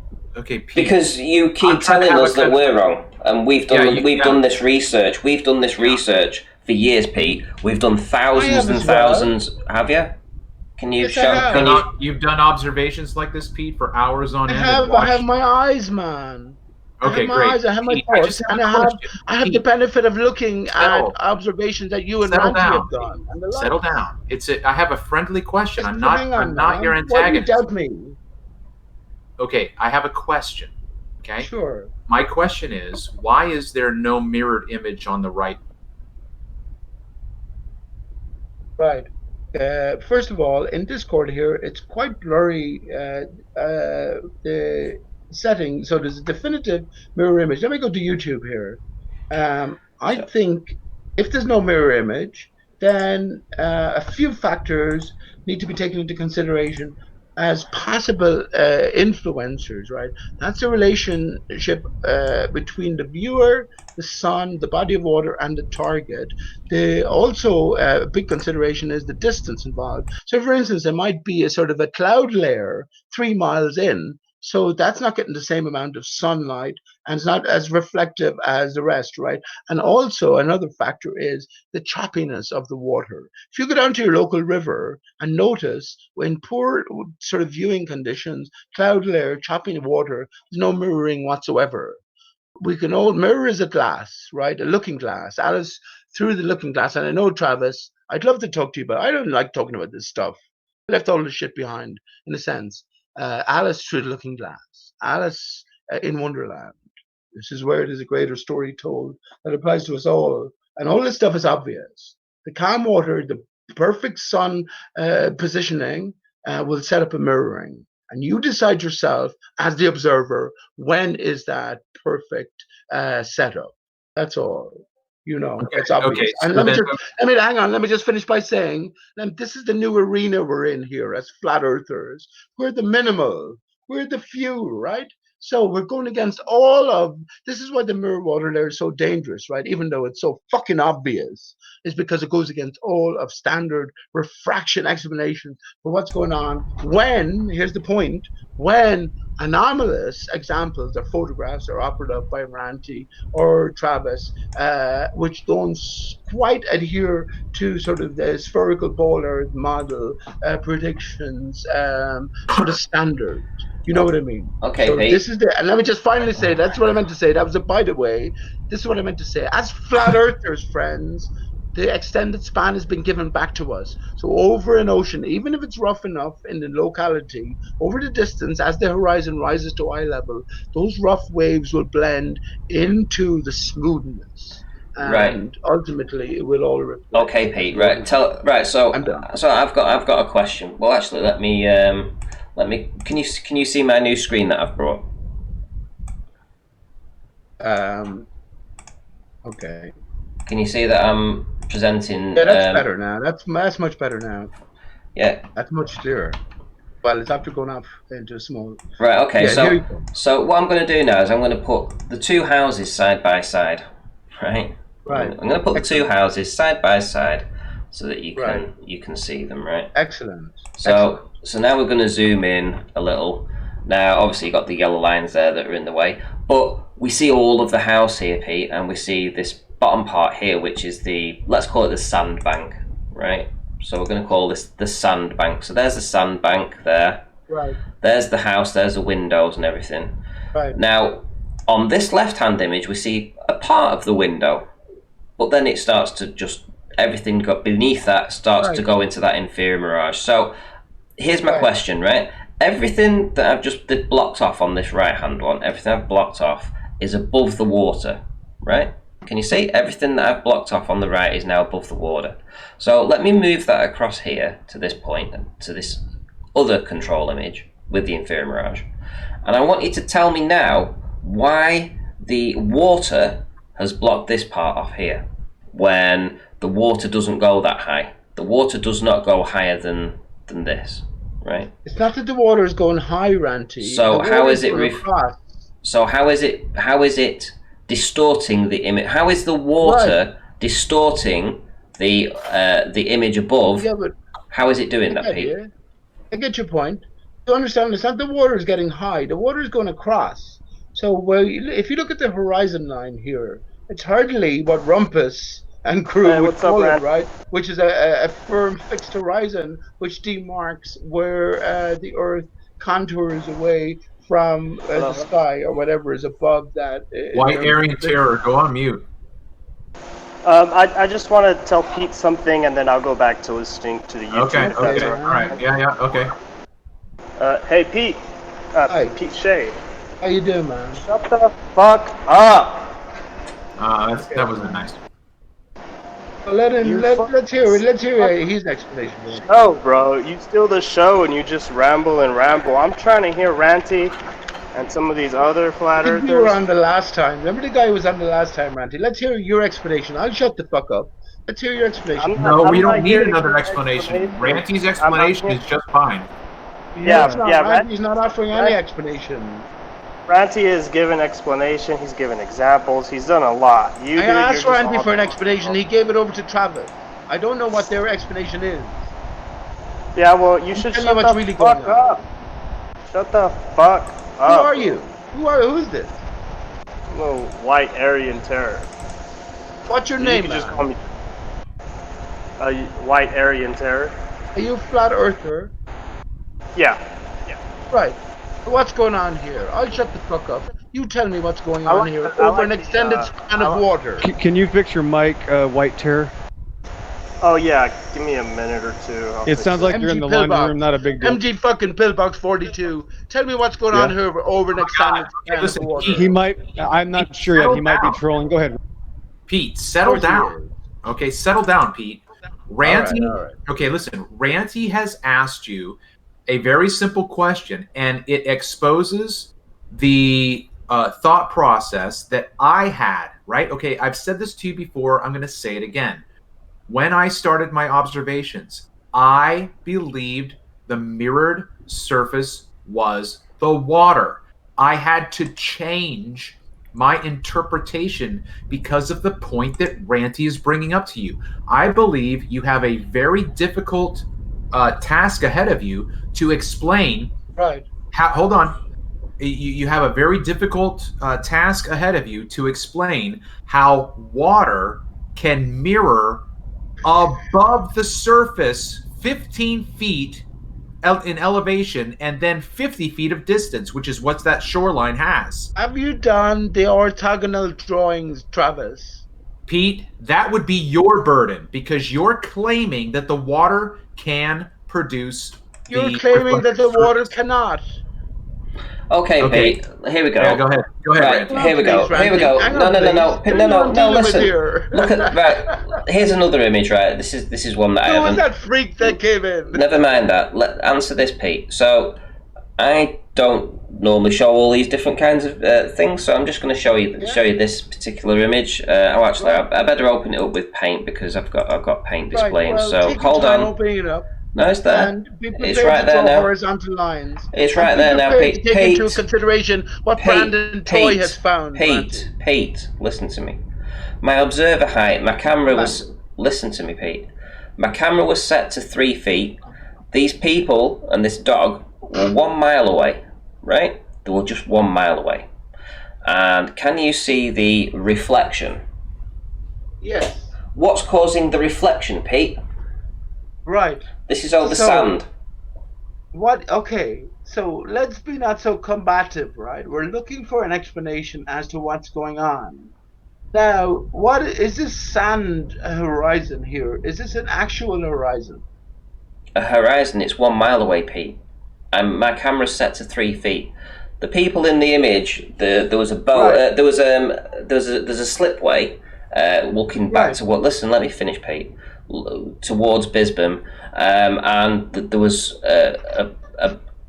some people dragging a boat down towards the water. So they'd gone down the slipway and they went behind these people. So these people were nearer to me than the slipway boat that they were dragging down. So when I went home and I actually checked to see the distances involved, I knew that these people were at most a mile away. So they were 1 mile away from me. My camera was set to 3 feet. and I'm looking at them, and I'm seeing this dog bounce in and out of the inferior mirage. It literally bounces in and out. The dog's jumping up and down, and it bounces, and it completely gets hidden behind the reflection. So I'm going to ask you, what is causing that, Pete? If you're going to tell me that the water mirror layer, when we're looking across sand here, is doing that, I would disagree. Right. So let me just say, first of all, remember, you spend hundreds of hours talking to people and listening to people waffle the fuck on. Like this right now, Pete. Just answer the question. Yeah, just explain. If you have an explanation, Yeah, provide it, please. you have no explanation, bro. You just We don't need like 7 hours of your own personal context to the matter. Pete, listen. Abdul, listen, hang on, hold Travis. No, Abdul, listen, Pete. I'm going to make a explain point. what's going on. You go before me. I'm going to tell you right now, Travis, Pete. you go before me, and I will bear with patience your explanations, and then I will follow. I thought Randy asked me a direct question. Yes, but we wanted a direct answer, Pete. We want a direct answer. Yeah, we want a direct answer. Yeah, you don't give a direct answer, Pete. As I said, you spent thousands of hours at this, right? Oh my God. And for me to give Doing a it direct again. answer, I got one sentence into it. That's because you're And not you getting. wanted You're me to waffling. hurry up. It's not a direct answer, Pete. You're waffling. I remember last week. I made the statement. I can't wait for the ether band and the mirror How water long layer have you to come got? together. How long have you got? Together, but I didn't want it to be like this. I wanted But it what? to be I a like good what? thing. I started going into my Okay, we'll answer to say Randy, it. We'll just and explain it. I was no more than 10 words Right. in, then I was interrupted. Okay, well, just tell me in a few short words. You don't have to go into a long explanation. Just tell me in a few short words the reason, what is causing this this reflection. What's Right. causing it? I'm not going to say inferior mirage. What's going to cause the reflection, I'll Pete? tell you, man. Right. Right. Just tell me. See everything below that red mirror line. You're telling me it's air. I'm saying no, it can't be air, right? Because the 3 feet of air in front of you, as opposed to the 3 feet of air at a distance of, let's say, what is it, half a mile, that's going to decrease in perspective terms, right? So as we're looking over this distance, we know that the sand is watery because the tide comes and goes, like we know the road is watery, right? You know, because the tarmac or the concrete retains water. Water sweats out of concrete and tarmac on very hot days. So it's along the surface itself that the water is over compressed distance given this reflective surface illusion. Always the water. That's my explanation. So I have a video. This is taken from a video, Pete, where, hang on, let me just crop this out for you too. So I'm going to crop this out here. Do you deny that water is reflective? Do you deny that water is in the air? No, Pete. We have discussed this. Now listen. Right. While Ranty's doing this. Okay. So I've got it ready. So in the video, what we see is the dog playing with its owners, and then the dog vanishes completely. Right. The dog is a mile away, Pete. The dog is 1 mile away. Key, right. Here's my key, Ranty. Well, let me just finish. Let me just finish, Pete. The dog's quite a large dog. I'm going to say the dog's about 2.5 feet tall. I'm going to say it was quite a big dog, 2.5, 3 feet tall. My camera set to 3 feet. Hold on, Pete. I'm at 3 feet. The dog's at 3 feet. The dog's head's at 3 feet. The tail's at 3 feet, sticking right up. So there's nothing physical between ourselves and the dog. We've just got direct line of sight to it. And then it vanishes. Then we see it, then it vanishes. See it, vanishes as it is. It's jumping up and down and bouncing in this inferior mirage. It disappears, it comes back. So we have, at no point does anything get in between myself and the dog. We are just looking across the sands. How is the water on the sand blocking the dog when we're looking above the water? Right. So, did anyone here in primary school, when you were 13, 14, do mechanical drawing? So you get an object and you do a plan view, an elevation view, and a side view. If you were to do a side view on all of this, Ranty, right? You have a dog who you say is quite tall, which is what, 2 feet. You are 3 feet. But the distance between ye is, what did you say, a A mile? mile, yeah. That's 5,000 feet. Yeah. Draw it to scale on your computer. You'll see how tiny the angle is. Now, if there is a watery surface between you and the target, well, then this has to be taken into consideration. And let me tell you something. You see the reflection beneath the red line there to what seems to be the visible sand horizon, which isn't. Because if you look towards the lady, you can see a big blob of sand floating up on the air. It's all illusion, right? We need to decode these images. But if you understand that scale, then you'll understand that reflection of the dog, of the lady, of the man, in no way, if you could measure it sort of directly there, You're and not then answering the question, matches Pete. the I'm height sorry. of the 6-foot lady, the 6-foot man, and the 2-foot dog, right? You're not It would answering the stretch, question, from Pete. your perspective, possibly half a mile. Like a Okay. reflection at the river, Travis. When you go down tomorrow and look at a tree reflecting across the river Pete, from your I've point said of this view, and its before. reflection is many times Okay. its size. I've Yeah. said this before. I've said this before, Pete. I'm going to say it again. There is a difference between a reflection and a mirage. Okay. No, there isn't. Yes, there is. Okay, well then that is part of the disconnect that we're having right now. Okay. But you are on the ball side then. Pete, when the dog disappears entirely, if Ranty was to play the video and we would see the dog disappear, what is the obstruction, Pete? The span, the extended Travis, span, Travis, and the angle of viewing is the obstruction. The Travis, disappear it's the into, excuse me, the 1,000 feet of disappear sand. into the distance, and based on your angle of viewing across this extended You're describing the aether band, Pete. Thank you. I'm not. I'm describing the water on the surface of the sand. Aaron, Do you deny I that the can't hear you. Hang on, when please. you're Do you deny that the sand? Do you deny that the tide comes in and out over the sand? This is a Travis? non sequitur, Pete. It's a non sequitur, Pete. Tell me where. Give me one example where the air itself. I'm not going to let you reverse the burden on me, Pete. You're the one that has. You're the one making the claim with Travis. ether band. Travis, let's say that the 1,500 ether is real, by the way. The 1,500 feet of sand, reflective-ish, wet sand, in front of the dog. You know, it's far away from you, but it's in front of those people, in between you and those people. It's 5,300 feet. Now, okay.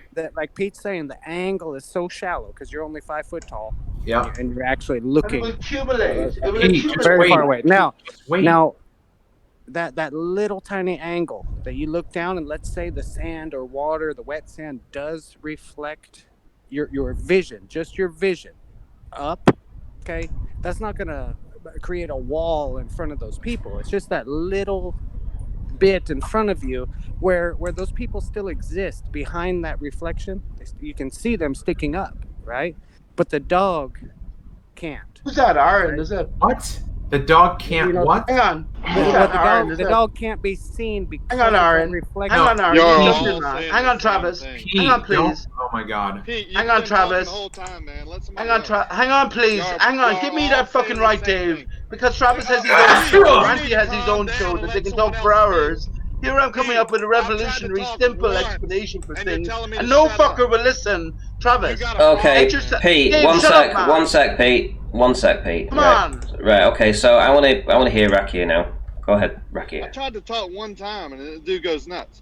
We're both saying that y'all are both saying the same thing. Whether water is causing it, it's mirroring, it's a reflection, whatever. It's still moisture. You can see the people's legs kind of distorted, and then as it gets further in the distance where the dog is, it's mirrored or reflected or whatever. It's still the same thing. It's caused by moisture, atmosphere, ether band, whatever you want to call it. We're all saying the same thing. Why we are arguing over it, I don't understand. I think it's the same Rocky, thing. I think it's okay to talk about this. This is why I love Ranty's channel, because we all have different points of view. It's not like Jose's where we're all stuck on monotone. But we're not talking about it. Pete's going nuts. Like if we're not agreeing with him, we're okay. So hold on. Let me answer Rakia just real quick. So Rakia, the way I would answer your comment just then is that Pete is limiting his interpretation to the surface of the water. I agree with you, but that's not saying that he's wrong. We're both saying it in two Exactly. different ways, and we're being Yeah. headstrong. Okay, about it. right. Okay, Yes. so okay, Yes. all right, and I think that I have made this clarification before. I won't disagree with him when we have a reflection, but I a agree. mirage is not a reflection. I Well, agree with that. He's not calling it a mirage. He's calling it a reflection, and he might be wrong or he might be right. I don't know, but it's still the same. It's basically the same obstruction, right? It's Yeah, and Travis, a reflection doesn't necessarily have to show an image over such that long distance. So you don't have to see an upside down dog or a reflection of a dog or something. It's just because, like Well, Pete's saying, the angle is so shallow. You're just your vision, just your vision yeah. at that area, wherever that area is of the reflection, mirage, whatever it is. It's just shooting out a little bit. Now you can still see the people standing there. Like if you were to draw it orthographically, like Pete's saying, and drew your eye line, you know, the ray tracer rumpus down, and it would just shoot up through the waist of the people in the background. You can't see anything behind that reflection until the dog jumps up. Right? It's because that's my interpretation of Pete's thing. Travis, you're right. Pete's right. Rukia, thank you for saving the show. Ranty, will you pull up that image that you just had on there of that truck off in the distance? Because One sec. I'm trying to That's not it. think about something here, and I don't know if this is going along with what he was saying, or if it goes along with what you're saying, or if it's a combination. Yeah, this was a different different one. So Yeah, no, I know it was different, but I was thinking yeah, about something, and it has to do with I think what's going on there. Once you bring it up, I want to look at it again. okay. See, we've always said that the atmosphere creates this effect, and I believe it has a lot to do with the evaporation of stuff. I can't see it. Yeah, no, I'm going to Oh, share it. Hold okay. on, one sec. So it's like I said, it's my belief that when we look across water on different days, you get more evaporation than on others, and that build-up of water creates another atmospheric, if you want to call it a water layer, you can do if you want to. It creates another, and that's what I think it is. Atmospheric. It's not on the surface of the water. I think Travis's photo there. Okay, so showed the combination of the two ideas. Pete and Travis are mates on this one, because you can see a mirror water reflection, and then obviously and a Glober inferior mirage, right? An atmospheric effect. Well, no, I don't see why the two can't merge. Why can't you have two effects at the same time? Ranty said that earlier, right? What's wrong with that? You definitely have that. All right, Bob, what's your point?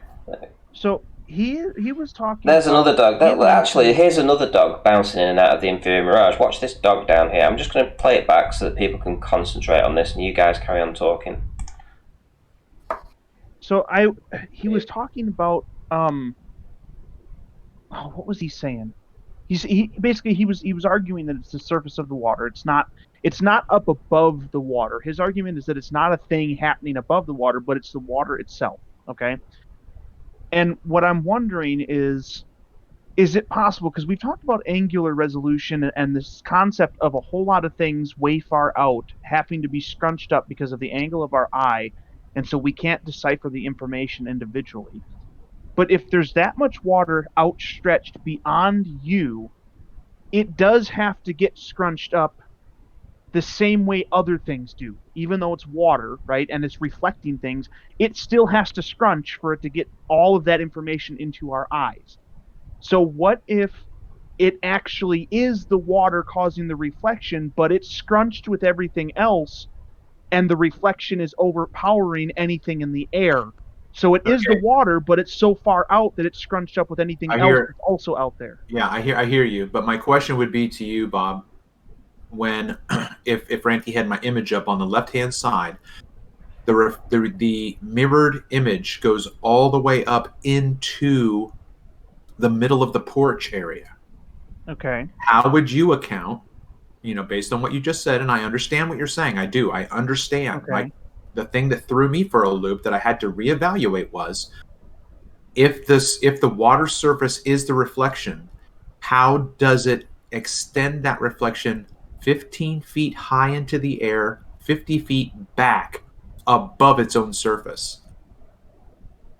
The only thing, like, what I'm thinking is that and of course I can't claim for sure how light works. All I know is what we've been told. So it could be just because of an alternate explanation of how light needs to work. But like it basically what we're looking out through is air, right? We agree that air does generally have moisture in it. Okay. The water's got moisture in it.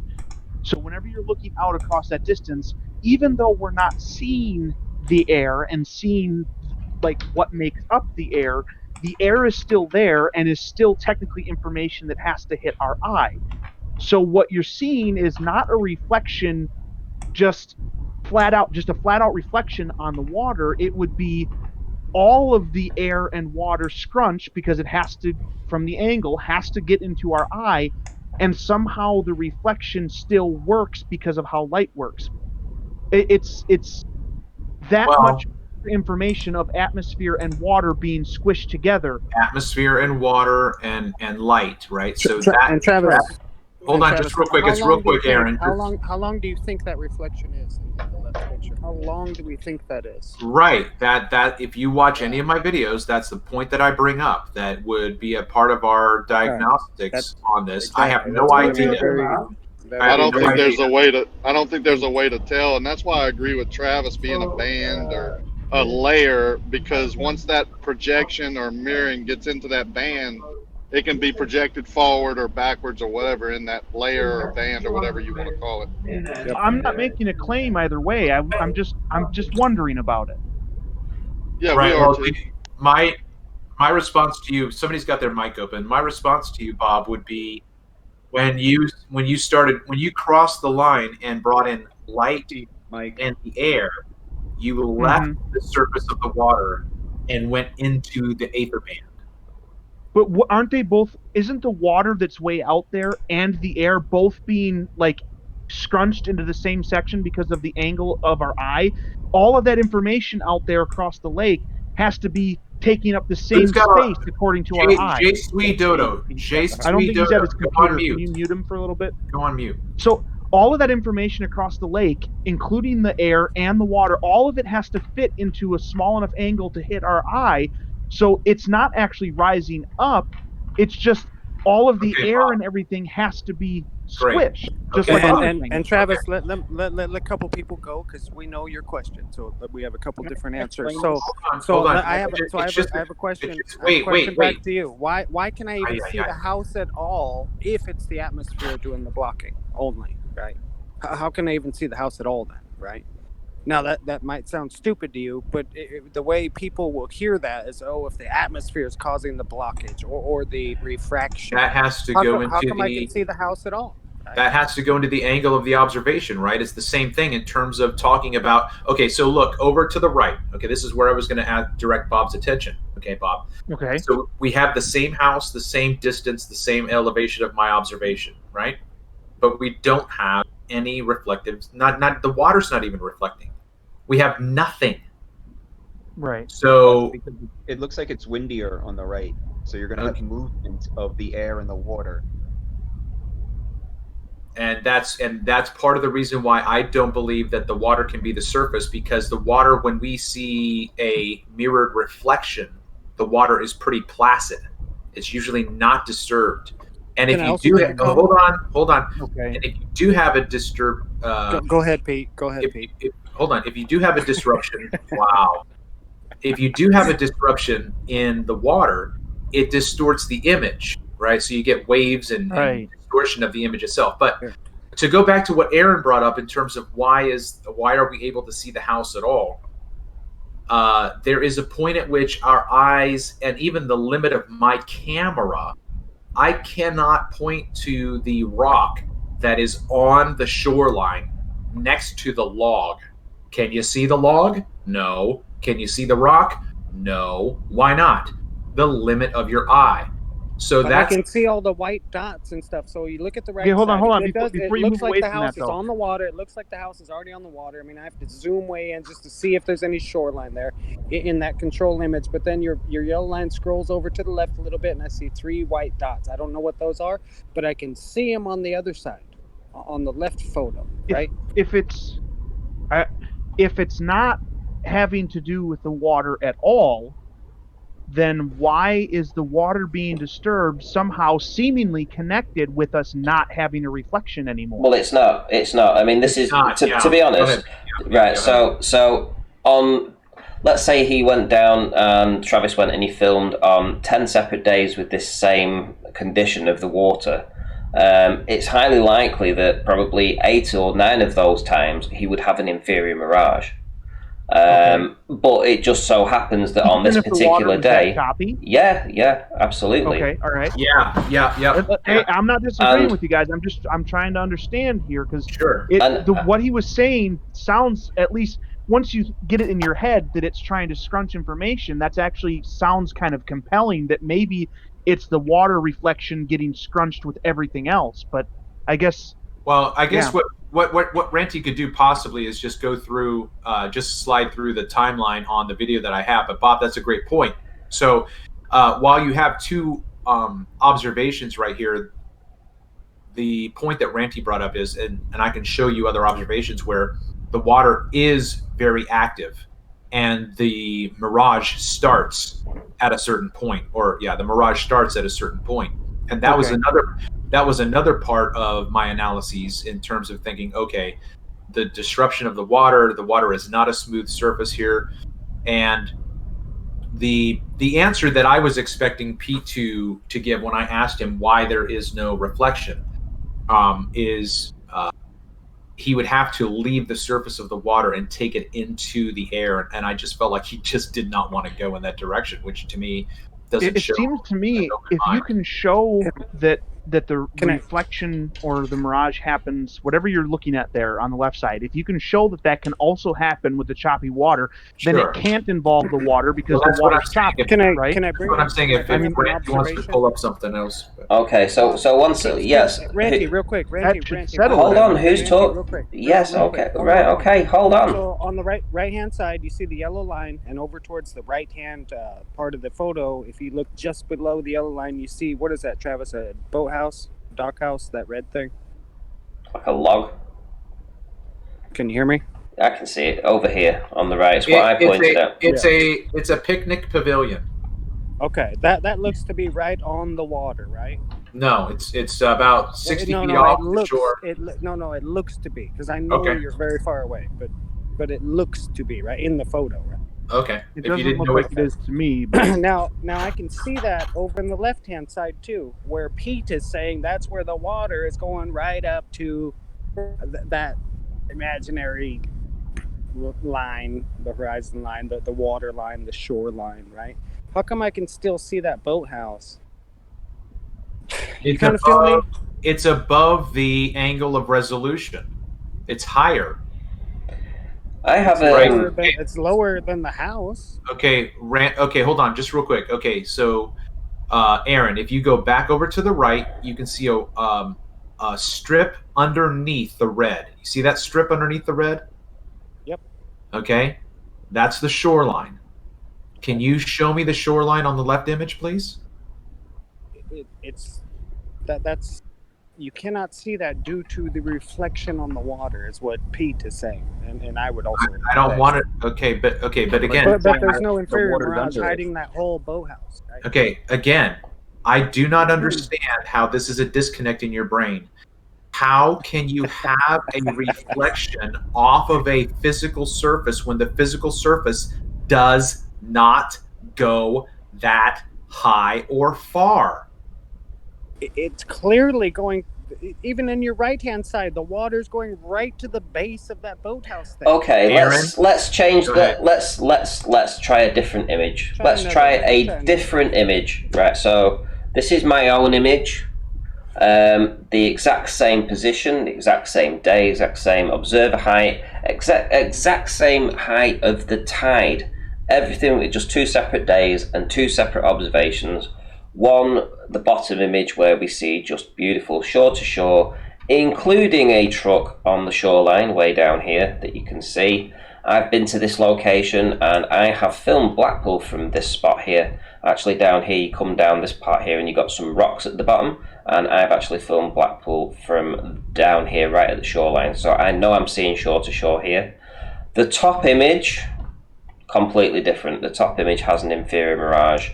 Now both of these were filmed on a video, 2 separate videos that are linked in my one of my videos that I've put on my channel. And it shows you the exact same observer position, the exact same tide height, in fact the exact same conditions of the sea state. The sea state was exactly the same as well. So can you tell me, with those parameters, what was the variable? There's a shit ton of information going on here, Randy. I think it was on the clearer one. I think you had more. It was windier. Nope. No, exact same conditions both days. Yeah, that'll blow your mind, bro. That will blow your fucking mind. Yep, and I've got it on video as well. Exact same conditions and completely 2 different images. That will absolutely. Okay, let me ask this though. Even down to... Is that include temperature? Randy, the upper photo looks like the sun is in a different position. Right? No. So Yeah, I was gonna ask if it was the same time of day. No, same time. Everything was exactly the same. And this is what is going to... Was the temperature the same? Temperature, I'd have to re-look that up. But Ranty, was there a bird flying in front of the sun? Well, let's just look at it this way, right? We know that the water doesn't come up this high. We know the water. If you watch the videos, you see the tide. It's the same height for both locations. So when I zoom out and show you the tide position on both of these, if it's the same position in Blackpool, it's the same position in Barrow. So there's no change in the height of the water in any of these images. So if it was I figured it out. Okay, go on. Okay, in the upper photo, be honest. Was Pete with you? No. But let me put something to you. So that's the only variable. I don't think I've ever done this. Same time of day, same weather conditions, and you're from the same spot. Yep. One's curvature and the other's an anomaly. Okay.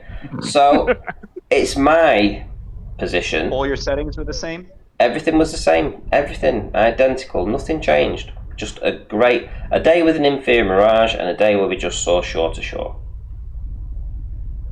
This is basically the only picture that we need to prove that it's optical, right?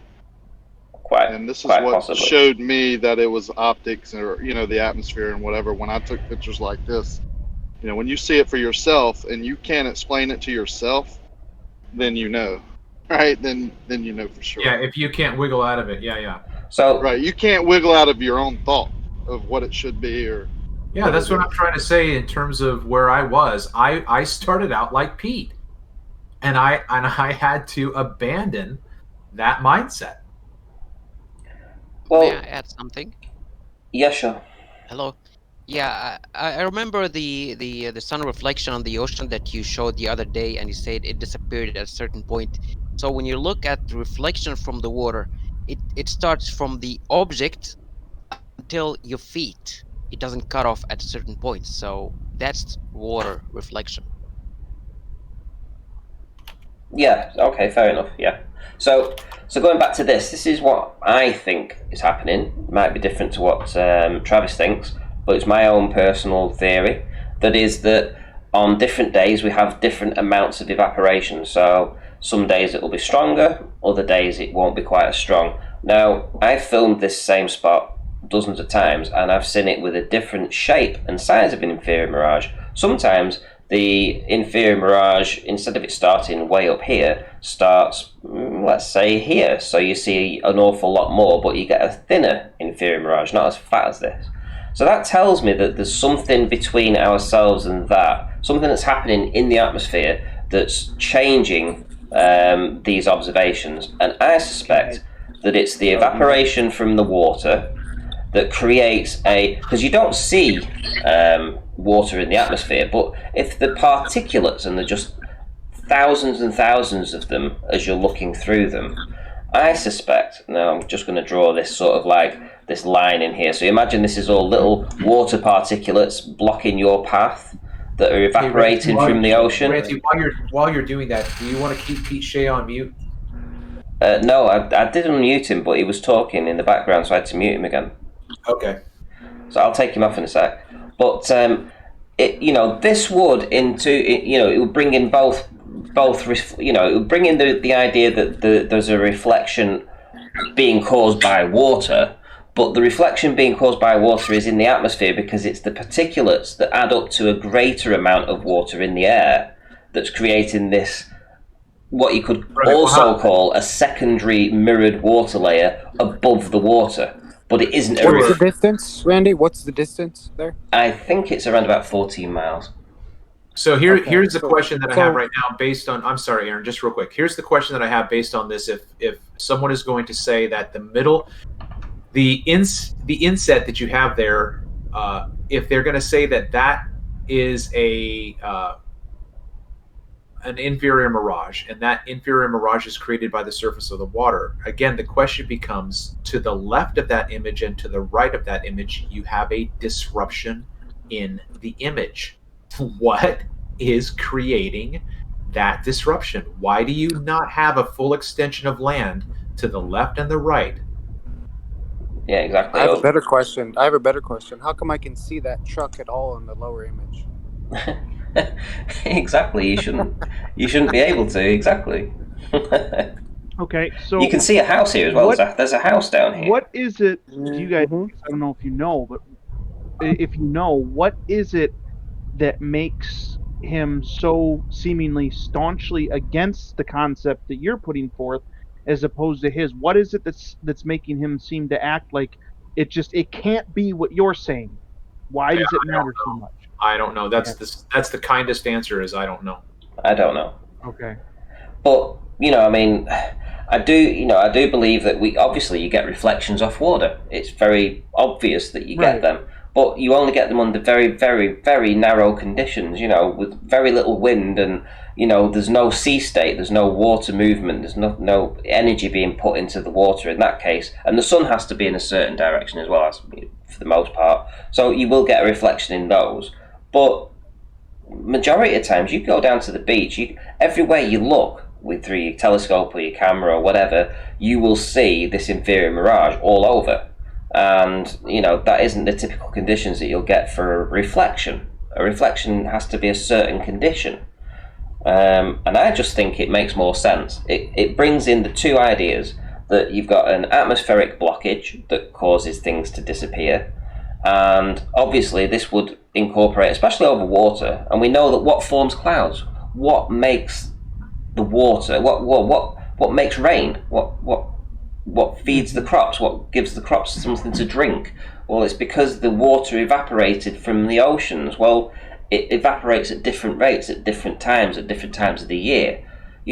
What if there's not to cut it, but what if there's a different mechanism of evaporation? Like, not to get all technical, but what if there's one where it just comes straight up, right? Like, because just try and go a little, but if water and air are connected, right, when the water is becoming air, it could do it in a wavy motion, or it can do it in a straight motion, if it's not being influenced by certain things. So that could be the way in which the water transitions into the quote unquote air could determine whether it's looking clear, where it's just rising, or it's not happening as fast. Maybe it's a slow. Picture a process like a record turning, right? It's very slow when it's clear, but when it's very blurry, maybe it's happening very fast and it's moving very quick, and it creates a lot of distortion. So definitely a mechanism of the air that is affecting these. And that top one kind of looks like a cloud, doesn't it? I would say, just real quick, I would say that concept that you just explained would take such a fine observation that I don't think that that's even possible to observe it. You can describe what you think is happening, which is what you just did, but in order to Oh yeah, manipulate you it, couldn't. to Yeah, grab a no. hold of that and to break it down, you can't do that. Right. Too many variables. There'd be too many. You would Would you that know, and account for the difference in, like, why is it not a same size band all the way across your vision? Like, it looks like there's patches of you can see, you can't see, or you can see a lot or Yeah. little, or Yeah. what would account for that? Now it sounds like what he described maybe could account for that. Different areas are going to have different temperatures or conditions, and so it could be wavier or straighter depending on the conditions. Yeah, But I and don't I think know. it's the rate. I think it's also, like you say, it's the rate of the evaporation. Some days you get a stronger rate of evaporation. Other days you don't. Other days it's the conditions just aren't right for any. Doesn't the top one look like it's through rain? Like if it was a rainy day, like that's what it would look like. Well, that's what it looks anyway. like through Like if you every had, time you look through an inferior mirage, that's the sort of effect you get. So it's always this kind of distortion. It's always that same type of distortion, but it's just like you've said, looking through rain. You would get that same thing. So I believe it's the evaporation that causes it, and especially when you're looking at these boats going off in the distance and they disappear into an inferior mirage. Well, typically you're at a very, very narrow angle at this point, right? A really shallow angle. Well, it doesn't take a lot, because the water evaporates from the bottom. A lot of it falls back down again. It doesn't all just go up. Some of it goes up, some of it comes down. But once it goes up to a certain height, then it goes up and it fills the cloud. But that turbulence is right above the water, right above it. That's the most dynamic area. So when you're looking at a boat that's, say, 10 miles away and your observer height is, say, 6 feet, that angle, you are looking across so much of that turbulence that it doesn't take a lot of evaporation, a minuscule amount, to get the inferior mirage. Whereas on other days, you can get the inferior mirage that blocks things almost immediately, within 4 or 5 miles. The fact is, in both of these photos, I see a reflection and I see an inferior mirage due to atmosphere, evaporation, condensation, humidity, wind, water currents, everything. But at the end of the day, I'm still staring at that truck. Why? You're not looking at the house. It's all about the truck.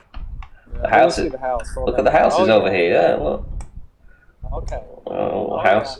Yeah. Got it. Yeah. All right. Yep. So Crow XE. I mean, would you like to evaluate these photos? And we'll leave our flat Earth arguments. Yeah. For a bit. How would the globe explain this, or what do you think's going on with these images, Crow? Regarding mirroring. Well, just what's going on. I mean, it's just two images. One's a nice image and one's a distorted image. Yeah, as you said, it's the atmosphere is creating this. But your model says this is refraction, isn't it? This is what Rumpus says. This is upward-downward refraction that cross-pollinates the image in some way and creates this inferior mirage. Yes, I think so, and I don't know if you disagree with that or not. But do you think that the bottom image is a good image, though? The bottom image is a good image with the truck and the trees, the house and everything. But this one, you couldn't really evaluate this, but you could definitely evaluate the bottom one. Yeah, I can evaluate the bottom one more than the one on the top. So you can definitely see the truck. Truck? That white thing on the right side? That's the truck? That's a truck there. If I zoom in, can you definitely see the truck? Oh, okay. I thought it's a building or something. Okay. It's a truck, and there's the house over there. You can definitely see the house, yeah. Here. There's the door, there's the windows, there's the roof. Maybe it's just on maybe your screen isn't big enough to see it, but I can definitely see all this. See the truck, see the house. So you can evaluate stuff in this, though, can't you? You can see all the extra land over here. That's definitely extra land over here, isn't it? Crow. Oh, they are, yeah. What is this? Is this a truck or how? Well, it's a nice image though, isn't it? Basically, a nice image of reality, isn't it? That's all I'm saying. This one at the top, you can't really say that that's anything. That's just a smudge. Whereas the bottom image is pretty much a nice view of reality. Yeah, exactly. Exactly, except that it's not, because the bottom image should be gone to Earth curve.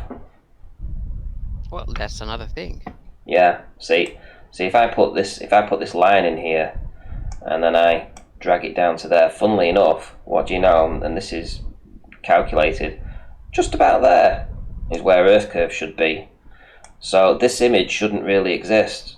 This beautiful image with all this extra land over here to the left, and the truck the truck that Aaron says is a beautiful truck, and the house, and even you said it was a beautiful image. Well, yeah, it's not really there though, is it? Because it should be gone to Earth curve.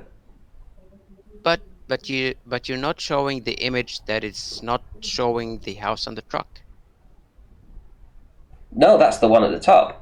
Yeah, this one matches reality. This one up here, that all this blockage, that inferior mirage there, that strong inferior mirage that blocks everything off, that, funnily enough, is perfect for the globe. I mean, that's what you should see on a globe, or not see. You should only really see the top part here of that spike. You should never see the truck at the bottom. You should never see the house. You should never see the shoreline. None of this should be seen in the globe model. Well, but yet we see it. That was my question. Where's the image that shows that that portion is being missed? That's no, I'm not the top image. That's the top image. The top image. The top image. I mean, if someone showed it to me and asked me if the Earth is flat or globe, I would just throw it away. I'm not talking about the top image. Oh, you mean you want to see the hard horizon, water blocking it off? Yeah, the thousands of times. Let me just finish. The thousands of times that I've been there, right? And because obviously, you'd want to see something like this. So let me just crop out this water down here. So I'm going to crop out some water. Just bear with me.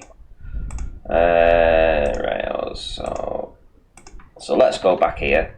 So here's my image. Now, what you would expect to see on a globe would be this. So you would in Discord, hold on. Discord or YouTube? I'm on Discord. Yeah, I'm on Discord. So what you'd expect to see is a solid water layer like that, blocking it off. That's what you'd expect to see on a globe. But instead, all we ever get to see when we do these observations. Put it on the bottom one, Ranty. Or it's already on the bottom one naturally. Yeah, or I could do it down there. So I know, so this would be globe. This would be globe. See the water. Yeah. Oh my! You just turned the bottom one into a NASA image. How'd you do that? so that would be globe Earth proof there, right? Yeah, and I'm sure someday you can go to that place and you find the image looking like that. Never. I've been to this location probably 300 or 400 times. But even if you could, it wouldn't matter. Well, I've never without it looking like that. I've never ever seen the water like that ever. In fact, the only other time I've seen blockage is with an inferior mirage, like so.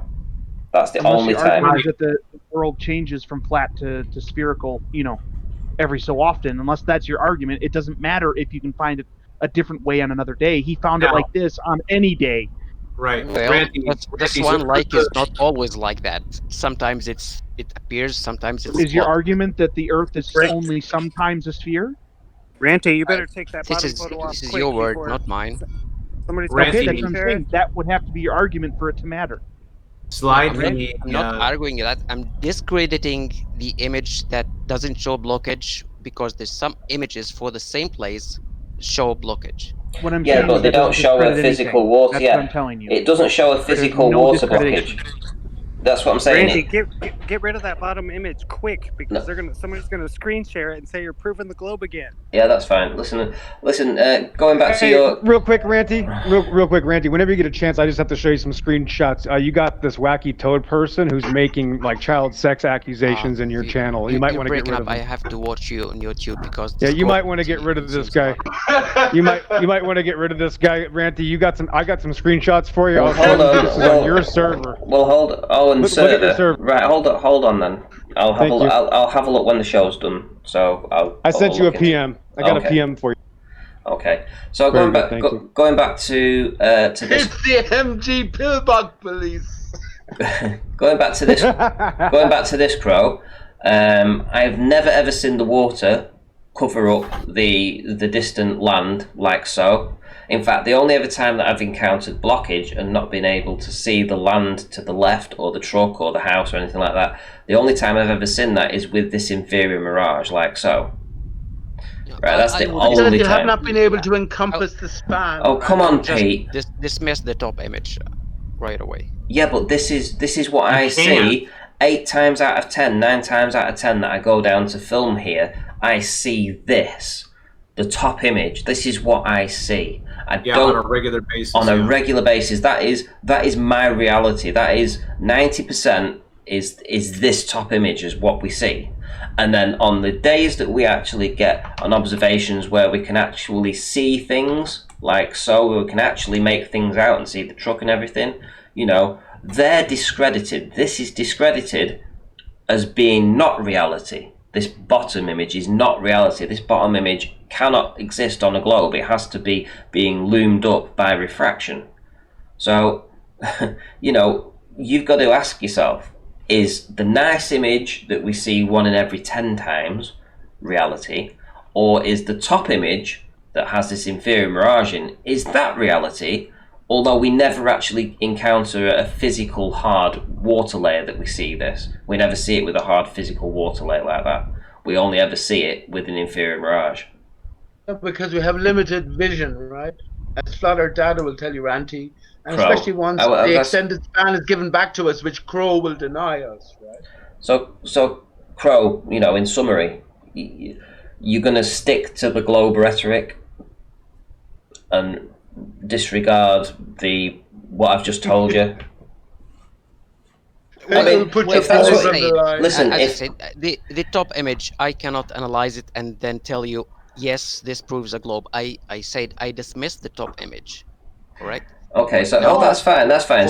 So every time so the 9 times. So if I went along 10 times and filmed this, and 9 times out of 10, this image here where we get the blockage right here. So I'm going to put this in with the physical blockage, right? So the blockage is there. So the 9 times out of 10 that I go and I see this, and I come back and it matches the globe model. This is the globe model blockage that you should encounter. That right there. Although you never see the water, you just see fuzziness, right?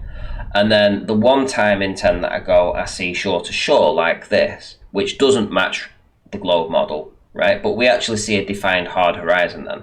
We can actually see it next to the shoreline. So we've got two things to work on then. 9 times out of 10 we see this that matches the globe. Are you going to dismiss this as, you know, as not being a globe proof? Or good enough to be a globe proof? The mirroring doesn't equal refraction. I mean, refraction is not only mirroring. I mean, there could be refraction, there could be looming, but it doesn't have to be mirroring. So the bottom image though is definitely looming up. It's definitely being refracted up. 100%. You can. Yeah. Okay. There we go. How can you even say that, Crow? Oh, you're good at math. How can you honestly say that? Why not? Okay, look, if okay, look, how about this? Let's say at 11 o'clock every day that truck is on a delivery, and it's got its delivery down to the minute, so that Ranty knows that truck at 11:03 is going to be in that spot. Both of those images are 11:03. The image on the top, you can't see the truck, but it's there because it's 11:03. Okay, it's physically there. But Thomas, have you worked out the angles, man? Stop talking for a moment, please. Crow, the shoreline is not being loomed up. It's there in the image above. It's there. It's water all the way to the shoreline. Have you worked out the angles? Why are you talking? I'm talking to Crow. Well, I've been muted for the last good while. You wonder why? Guys, why, man? You had a hot mic, Pete. I know how. Okay, well, that's a different matter. Go ahead, Crow. Yeah, you still can't get my point. I totally dismiss the upper image. I don't care if it's if someone can use it to prove the globe or not. I cannot. I don't understand it. It's So I'm not okay. Look, it's not about. Okay, listen. That's why my claim has nothing to do with proving the globe. What it's proving is that refraction is creating the obstruction, not the curve. You can okay. okay, I so get it. listen. Yeah, I get yeah. it. Okay, so Yeah. listen.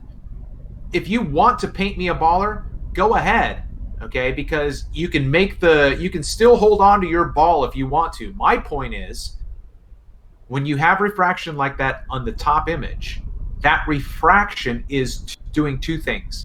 It's creating the obstruction because you can't see the shoreline. You can't see that truck going along at 11:03 every day on a like clockwork. What's the But it's there. mechanism? Okay. And then the second thing that the refraction is doing is it is creating the apparent horizon. What's the Okay. mechanism behind Hold on, these Pete. effects? Pete. Please. Mondo.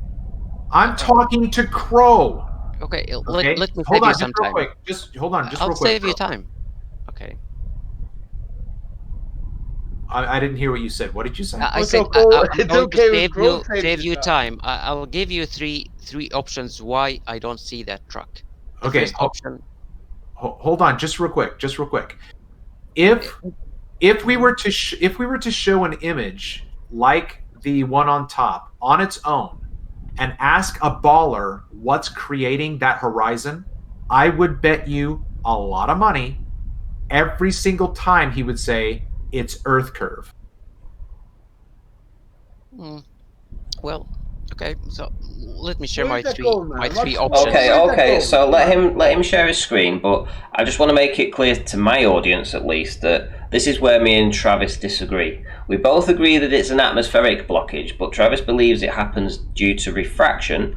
I believe it happens to something like a secondary mirrored water layer, Pete, that's created through evaporation. So either way, we both agree that it's an atmospheric condition, but there's two different arguments here. Okay, but hang So on. let me get Randy's just after saying something there definitively on his own channel. Now, what makes you necessarily fall on my side is if you're going to attribute it to a thin layer of evaporated vapor just above the water surface over the extended span, you haven't taken perspective into account because as you're looking over 6 miles, or your image here is fucking 20 miles nearly, right? This insignificant layer would fade out against the greater significance of the extended span, where a 10-foot wave could look like a pinprick. So excellent. It has to be the water, Ranty. Are you presenting, Crow? No. Did you say you was going to present? You said you was going to present something.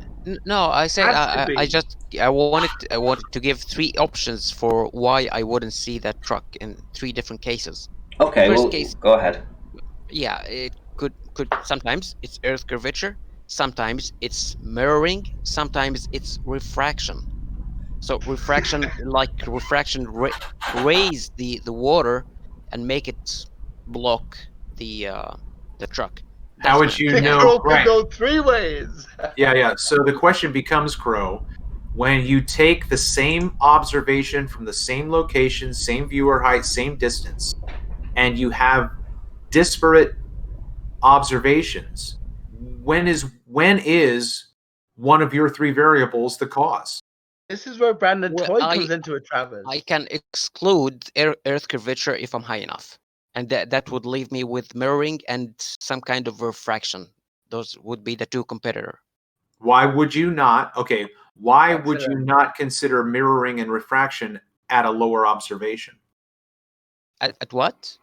At the lower observation, you said that you would. Yeah. But hang on, let me answer that Yeah. in a way, because 3 feet, right, as Randy mentioned earlier on, near you, Travis, is different to 3 feet 6 miles away. It's down to a pinprick at that stage, right? So that air at 3 feet, you cannot be looking through.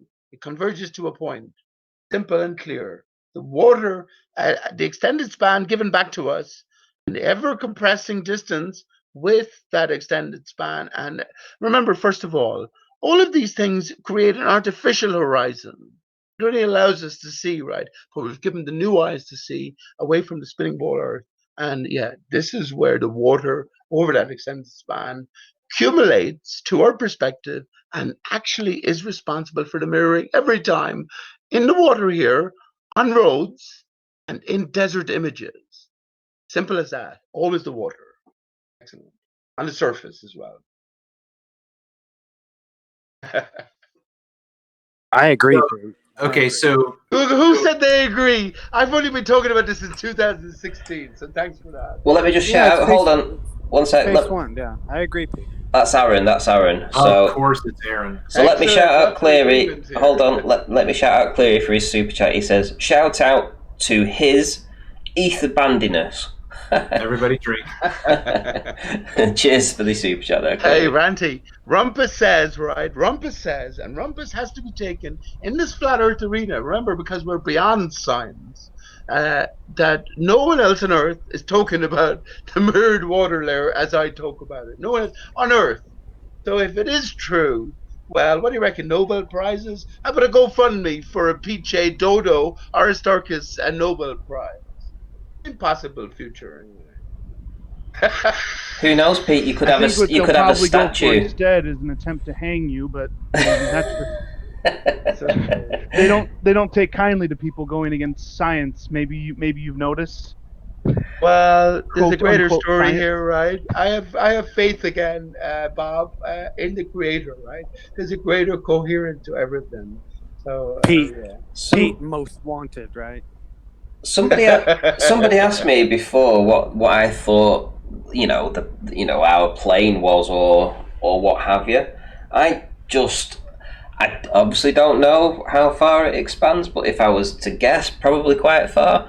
And I would imagine that there is definitely land beyond the ice. So, when we see the UFOs and things, and they claim that it's coming from, aliens from outer space. Well, yes, outer space, but beyond the ice. I'm going to say that beyond the ice people that are probably more technologically advanced than us, that inhabit those realms, and I do think they are other realms, but beyond the ice. And I think we are kept from going to explore. I think it all came to a head when they did that operation. Was it Operation? Fishbowl? Not Fishbowl. What was the other one? Dominic. Donkey balls, Operation Donkey Balls. Oh no, Pete. High jump. High jump. Yeah, Operation High Jump. Yeah, it's getting late. So it was Operation High Jump, and they went to go and basically plant the flag for America, didn't they? Instead of which, if we believe the accounts, they got attacked by unknown craft and unknown technology. And the next year, they signed the Antarctic Treaty. And, I believe so, absolutely. I believe that, there are more advanced civilizations. I mean, those civilizations in the past that built the pyramids and all that kind of stuff, we couldn't build them today with our technology. We wouldn't be able to afford it for a start. Randy, Shane, is there a man on Earth that you would kneel before and declare him as your king? No, well, let me just finish my point, Pete. Right. No, it's a good answer. Thank you, man. Yeah, so I believe that these technologically advanced civilizations, they didn't just fade out of existence and get overrun by other countries and things like this and, implode from the inside out. I just think that they dispersed further afield. They went and colonized other places, and there is maps out there that say that show that the Antarctic wasn't always ice either. That it was that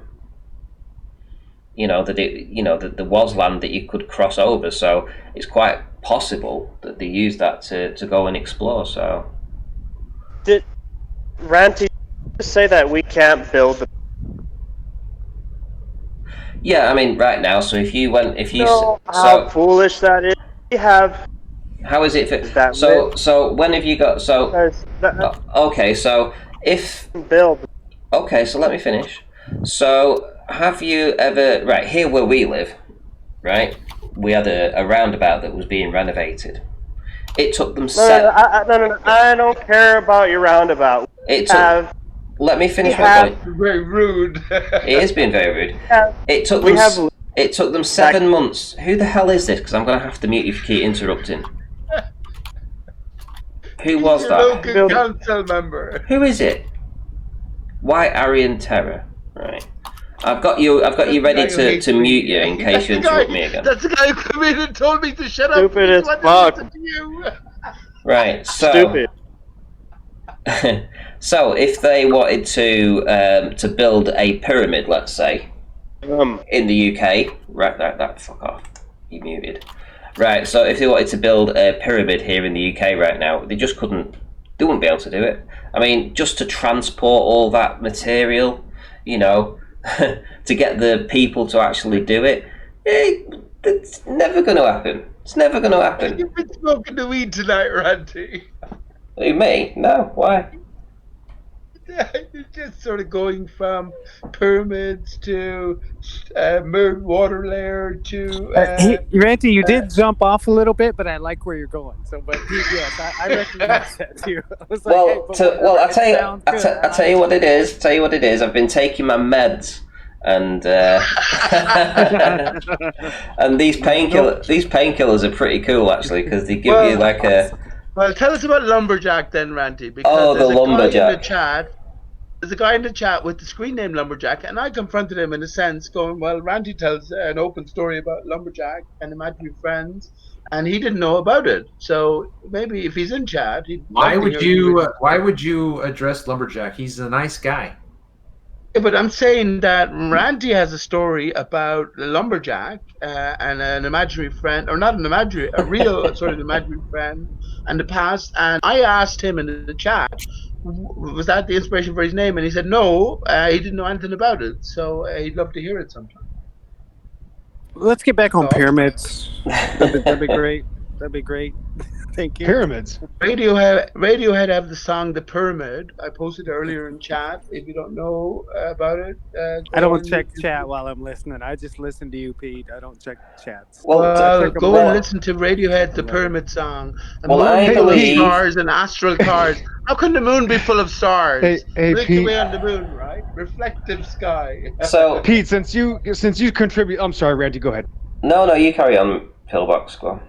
Oh, I just wanted to ask Pete, when is it okay for me to talk, Pete? Because every time I try to talk, I'd love to hear you, Pillbox. You're a great mind, and I've complimented you in the past. Please speak for 10 minutes. I'd love to hear you. No, that's way too long. Trust me, Ranty could not deal with that. There's I'd love to absolutely hear no your way. latest thoughts on your latest venture into the nature of our reality. Come on, man. Oh my gosh! Well, I'm covered in ectoplasm. I just got done executing 3 demons. You beat out one of three demons. Yeah, there was. Yeah. Well, hold on. Let me finish because there's 3 demons in Ranty's chat. Now I don't need Ranty to do anything. I thought I needed him, but I already took their soul and I put them in a little glass jar.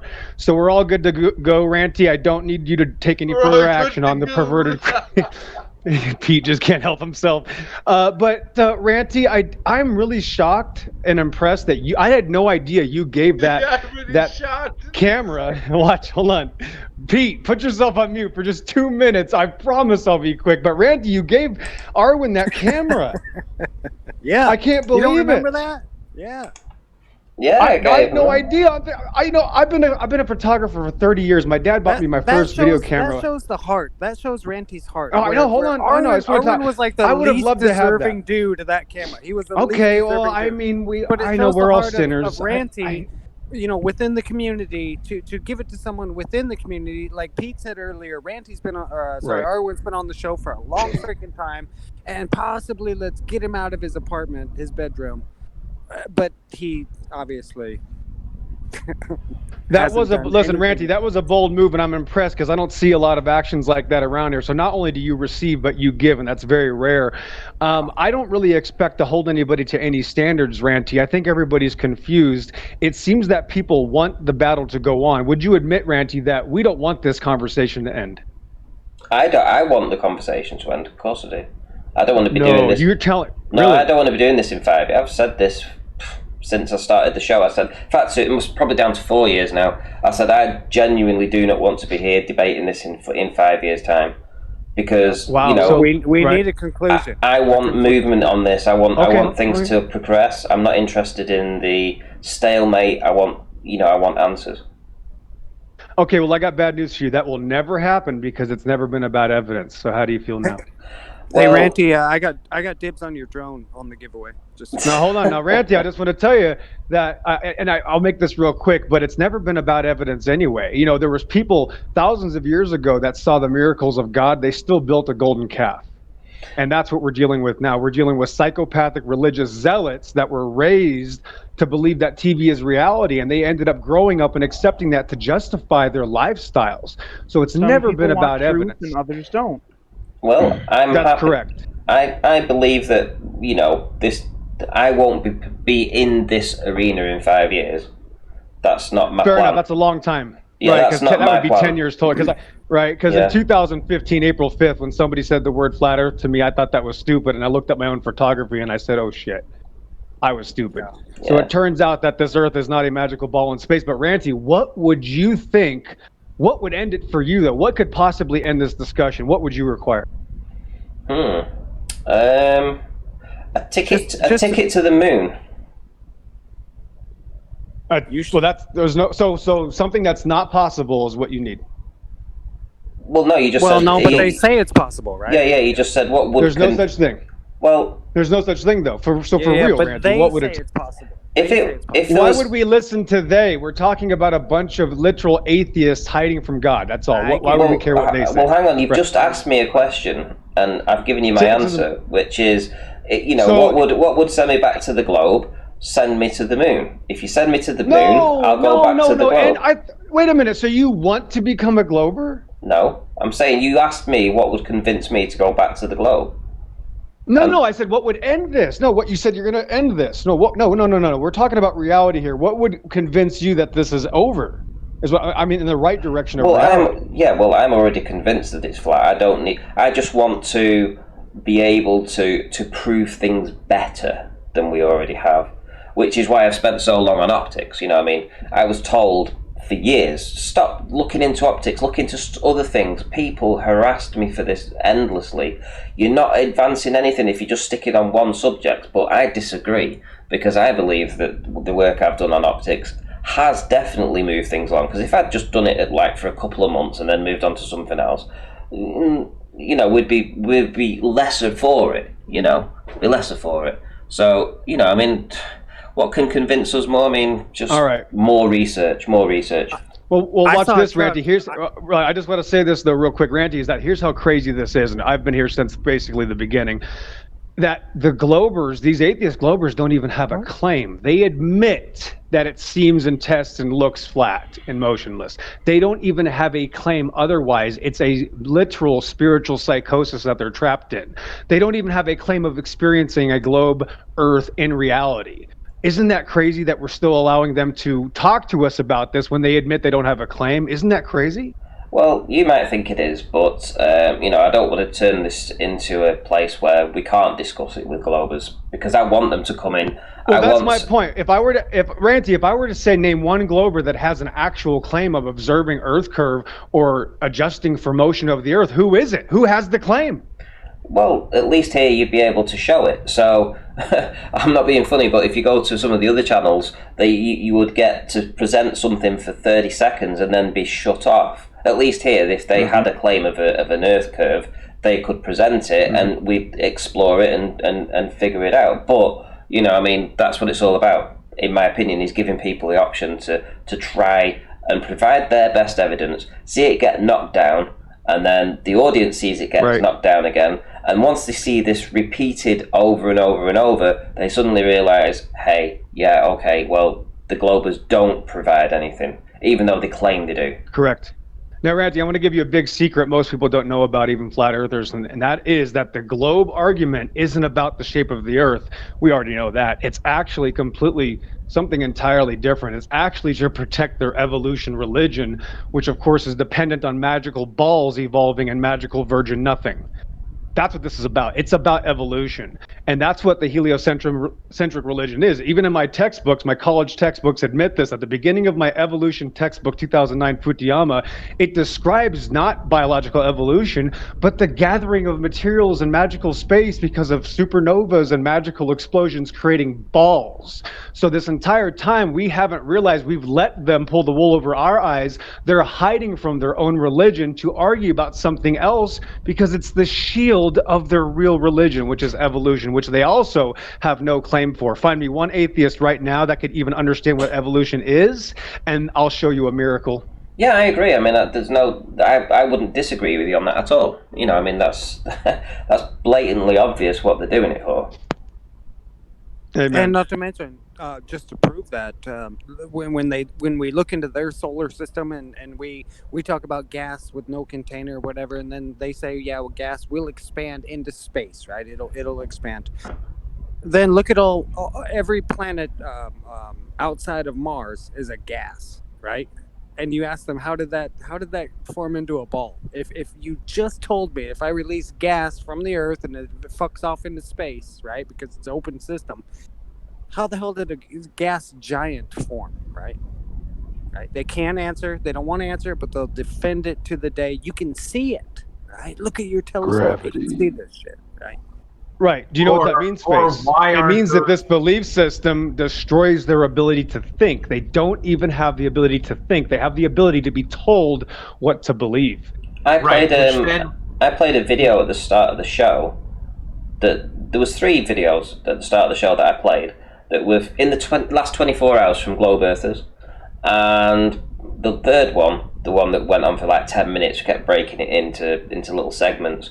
He exactly personified what you've just said, which is he regurgitated his indoctrination and he had no proofs. He was just like, yeah, because we have lots of proofs for the globe, but then there was no actual proofs that he mentioned. It was so ridiculous. That's why I played the video, to prove the point that they don't understand, that they are just parroting stuff. Well, wouldn't what Aaron just said made me think, okay, so if you have a gas giant out there, why isn't it growing and growing and growing and growing? Why isn't it just accumulating gas and just continuing to grow? Sure, on top of that, Travis, think about this. The sun is nothing but gas, they say, right? So, that just seems to go into what, I can't remember if it was Pillbox who said it or not, but they just can't seem to think logically, right? So that was the logical next step based on what you just said, Aaron. A gas giant, what made it, accumulate into a sphere? And then the next question is, why did it stop? Exactly. Right. Now, what they did was they see these pictures on space, Etherband, and they think because they believe that's real, no matter what we show them in reality, there has to be some sort of magical explanation to why it looks flat. There has to be something. It's always, you name it, refraction, refravity, gravity, magic, whatever it is, there will always be an excuse. They will always say, well, it works for me when I want it to, and when I don't want it to work, I don't need it. It's the same old story. I mean, we had this guy the other day at 24/7 Discord, which I'm sure you've heard of, and the guy came in and talked about the Coriolis effect is proven because of the way hurricanes spin. I said, well, that's great. We got one spinning here the opposite direction. He goes, oh, that doesn't matter because that one's smaller. So it's never been about evidence. What? You will show them it to their face. You will show them this is what you just claimed. Now we're observing the opposite. Well, just kidding. And why is that? Everybody already knows. Like Ranty, which I'm impressed, he already understands the crux of the psychological leap here. It's because of evolution. What is evolution? Well, evolution just change over time. Great. What if it doesn't change? Still evolution. Oh, okay. What if it dies? Evolution. It's never been about evidence. It's about a belief. And it's crazy because it's just like evolution. There's no difference between the heliocentric model and evolution. It's all literally, I believe it happened, therefore it did. So MJ42, exactly. The question, the overarching question, why are we here, right? They're giving us these answers of space and evolution and biological manifestations. Abiogenesis. Species, abiogenesis, exactly. That's a shit, fake right? word too, exactly. Just answer the question, why are we here, right? What if I said that everybody in this room that has two brain cells to rub together knows that it took us a while to get rid of the word globe. We kept saying global, even after we figured out we didn't live on a magical ball, right? Like we had to realize, wait a minute, my terminology, we've still been programmed. You still have to unprogram. It's not just an understanding, it's a recalibration of yourself, of your psyche. And that's not the only word. Think of this. Universe isn't even real. Look up the etymology of the universe. That's fictitious. I got another one for you. Species. Guess what? Yeah, it's a math We've term. been dumb It's a enough. mathematical Right, watch term. this. Here's the big one that even a lot of flat earthers get upset about. Species is a fictitious word, and this might start an argument right now. I will explain it later. I will be making some bigger claims very soon that Ranty will be liking, because I take my camera wherever I go, so I like to back my claims up. But there's not even any such thing as a species, and I'll prove it right now. In order to have a species, you have to have a speciation event. In order to have a speciation event, you need evolution. Isn't that nice? There's no such thing. So they fucked the up word our universe mind. and space, the word universe and Yep. space came through a coordinate system first, originally, right? Well, I'm looking at Wikipedia, you know, their go-to. And then One more. I gotta go. if you But want, and then it says on that same Thank you. page, if you want a disambiguation, right, a clouded version of universe, click here, and it shows me the big blue ball and, you know, the solar system and all this shit, right? Right, now watch this. Here's another word we get fooled about, and they taught it to us when we were children, and they convinced us of something else because of it. And it's the word adaptation. When I look through my medical dictionary, which I don't have here at work, it talks about what evolution is, right? And of course, what natural selection is. It specifically talks about adaptation. Well, unfortunately, that's another fictitious word. There's no such thing as adaptation. Before you get upset, understand that if something already doesn't have the ability to survive, it dies. It doesn't die and then get better.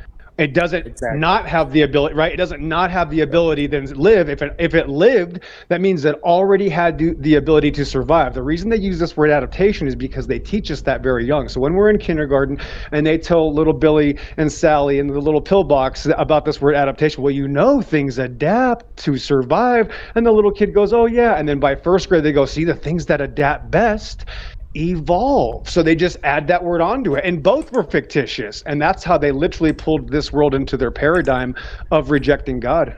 MG, I'm not sure where I heard this, but it was just recently, a couple weeks ago. I was watching some no, it was on God damn it, it was on one of those. It wasn't Conspiracy Cats debate. Yeah, it was on Conspiracy Cats.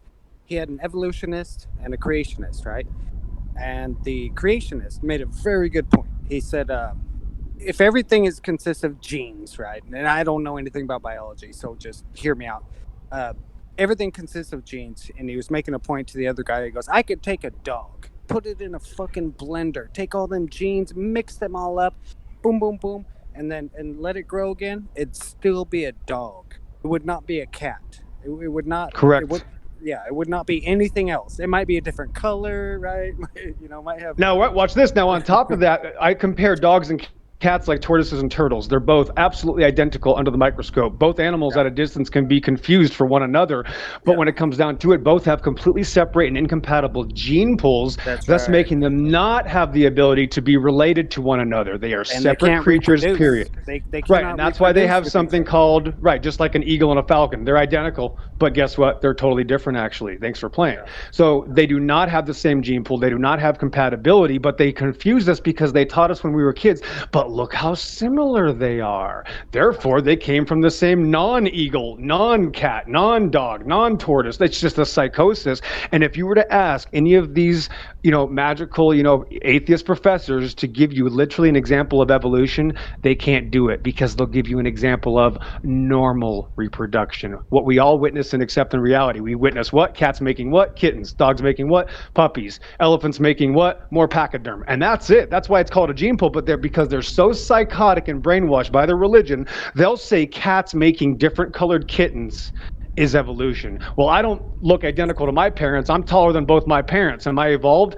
Oh, no. When it comes to human beings, now watch this. Watch this, though. Wait. Watch this. When it comes to human beings, though, wait. When it comes to human beings, they change their mind and the rules don't apply. Because why? Because the word racism would pop right in there. Ranty's a redecorator, painter, carpenter, all that stuff, right? And he needs extra reach, right?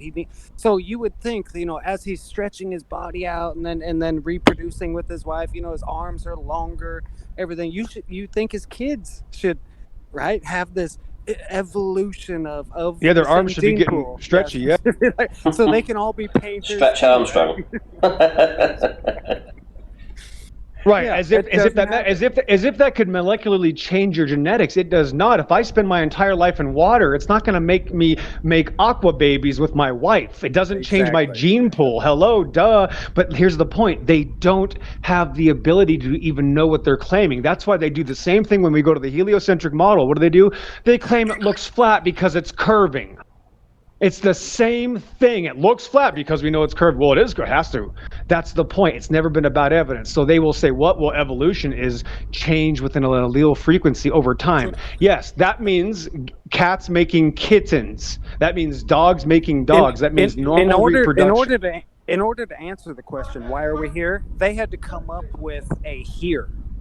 Correct. They did. Yeah, they did. Right. The whole point of all of this is to hide from God, guys. That's what this is about. It wasn't just to hide God. It was to hide God from you so that you wouldn't have a relationship. And there's a lot of deceived people out there that know about God, that God kind of has to treat them like they're senile because they think they're on a magical spinning water ball when God never said that ever and said the exact opposite. The foundations of the earth shall never be moved. It is measured with a line. Who laid the foundations? Exodus 24, God says neither heaven above or the earth beneath or the waters underneath the earth. I mean, all this is so obvious. And that's why the atheists used to make fun of Christians because it was a flat earth book. Now you got thousands of Christians hiding from the flat earth Bible. Isn't that amazing how times have changed? It's the indoctrination, mate. That's what it is. That's right. If you met God, how would you recognize him or her or it? Well, I was born what? Hold on, wait a minute. I was born like 6 years after the moon landings, but you could probably go back. If you went back 10 years before I was born, so you're looking at people that are like 55 years of age, etc. So most of them, from being a very young child, have experienced the excitement, let's say, and indoctrination that goes along with that excitement of space, right? And the final frontier, and then there's all the Star Treks, the Star Wars, the Space 1999, all that kind of stuff. And it was thrust down our necks, and still is. All the children today, it's thrust down their throats. Don't you remember when what's his name, that Star Trek Captain Kirk said that science and science fiction are the same thing? Yes, he did. Yes, he did. Yeah. You're breaking up a bit. Can you ask the question again? I couldn't quite hear it. I got shitty Bluetooth headphones, that's why. Okay. But I was just saying, Captain Kirk said there's no difference between science and science fiction. Exactly. Well, the question is, can we handle the truth? Imagine the truth is handed to us on a plate. Are you ready to give it all up for God, though? Pete, are you ready to give it up? Are you ready to admit that you need to be saved, Pete? Well... Are you ready, Pete? Well, will you Don't answer. Don't answer. I don't want to pressure you. I don't want to pressure you. I don't want to be the mean pillbox to Pete here. Okay, I'm not going to pick on you. The point is, when you're ready, let me know, and then I can help you. Right? Or do this, Pete. Forget me. You don't need me. Just go right to God. Pick up the book. Yes, it's true. Yes, they perverted everything else, and the Bible's the only truth, Pete. That's what you got to realize first. I would say the creators in my life, but let me just say it reverts back to the question I asked to Ranty earlier on. MG Pillbox. In this life, in this world, as you know it, will you bow down to any other man as king of you? Yes or no? Absolutely not. They'll never take me alive. Absolutely not. Excellent, excellent. So the idea of God remains within our brain then, and our interpretation, our pictorial representation the Father, of God to ourselves and to others. And it goes back to my soul. question. If you encountered God, would you recognize him, her, or... Not at first. Not at first. It would probably take you a few seconds. He might say something, and then you would feel some serious butterflies in your belly, and you would be greatly overwhelmed. Trust me. Charles Manson. Listen, hold on. Charles Bronson. Hold on. Let me just tell you this. You're going to know it. Listen, when you see him, you'll shit bricks. Trust me. Listen, Pete, he has been so good to me. I don't deserve it, guys. I'm a terrible sinner. I'm not a good person. And I don't understand why God forgave me. I don't understand why God showed me these things. I don't understand it, but he did. And I love God, and I fear no man feel now. the And I have a same lot of way. other things. Amen, sir. Thank you, Rob Keane. And I hope to help others. Maybe I'm not capable of doing that. Maybe I shouldn't be a teacher anymore. I'm going to try, and people can tell Let me me how I correct do. you. I don't Let me care. correct you. MG, let me correct Uh-huh. you. You said you don't fear no man, but let me correct you. I fear no man's words. I fear no man's words. That's it. Okay. But another man, I mean, I might fear him because he might, kill my wife, family, or whatever, just some crazy motherfucker. But I fear no man's words anymore, right? At all. Good, So when very I good. say Yeah, that, and that's how they get you. Yeah, because they deceive you by the soul. They take over your mind. They take over your soul. That's the most dangerous weapon. When people want to tell people they have to wear masks or they're putting people in danger, they are the danger. They are the ones endangering people, forcing this in front of children. Millions of children now have to be around people all the time wearing masks. This is the greatest deception I've ever seen in my life. This is way worse. I don't give a shit about 9/11 now. This is fucking absolutely awesome, isn't caused it? everybody fucking here has awesome, gone dude. bat shit crazy. Everybody's gone batshit crazy now. It's awesome, bro. What? Hang on, pillbox. What if there is more than one God? What if the multitude of gods? There And isn't. it's I'm trying to like help. nice There guy. isn't. Hang It's on. not even a It's just problem. like No, no, nice no, no, guys. no. There Some is no what guys if. are No, nicer guys than other guys. no, How do no. we It's an get to choose? abomination. How do No, we get to absolutely not. relate? No, no. Watch this. You take Hang your on, God. let me You have just your finish God the meet me. sentiment, man. No, Hang your on, God can't pillbox. even Let me step up just to finish me, the Pete. No. sentiment. Well, you Let never me interrupt finish the anybody. I'm sorry. sentiment, man. Because, hang on, please, because you just agreed that you will not bow to any other man as king, as you know your experience of reality. How do we know which God we should bow down to? Because he's literally made it so that no man can even approach onto me, Pete. As soon as I can find a man that can challenge me, maybe I'll start doubting my God, but they can't. Once you know But God, no man can approach our onto mind you. can Read the conceive a whole different thing. God. Our mind can No, conceive a different God, and God gave us our mind, right? I'm ready to take on the world. If I have to die for it, I will. I will die for Jesus if I have to now. That's what they're going to do. They're going to behead us, guys. If you're not ready to lose everything, if you're not ready to lose everything for That's the truth isn't for you. It's that simple. Yeah. I would say I've right. lost pretty much everything because of this journey I've taken, right? But in a different sense. When I look Pete, to a God, where do we look to? I guess we look to our fellow man, right? Pete, We did he are the write his word on your God in a heart? No, sense. no, no. We're the Forget man. creation of Did he God. write? Did he write the truth on your heart? You already know things, right? Yes, He already I told you. agree. Right. I agree. But Amen. a flat earth evangelist, who is a Bible literalist as well, says that the heart of man is inherently evil. I He's right. inherently disagree with that because No, God he's right. cannot create evil. At least there would be a balance. That Oh, wait a minute. there's a divide between our sort of tendency towards evil and good. I would say the No, That's a heart of lie, man Pete. is inherently good, but there is that divide. Pete, I think I think you've made progress, and I'm glad to hear you this way. I think 2 years ago we would have killed each other, and I'm glad that you're here and that you can. If you can put up with me, then We I got to did give you kill each credit. other 2 years I know. ago, you I got to give you fucker. credit. I got to give you credit, and for other people that can put up with me, including Mr. What's his face? I pissed off somebody else here the other day. I think it's either man boy, and I lose my cool. I admit I'm not a good person, but today there was this wacky toad guy, and he just lost his mind. Wait till I show you the screenshots and why it's so easy to destroy demonically possessed, perverted criminals, and it's so fun too. Once you're in the light of God, everybody's going to want to hate you, Pete, and that's why I know God, because all these demons flip out and go absolutely ape Yep. shit. That's You what will the be Bible says is going to subject to happen. that in my limited faith. Pete, when there is when somebody expresses whether it was Effie Evangelist or me who said that people are inherently bad or evil, right?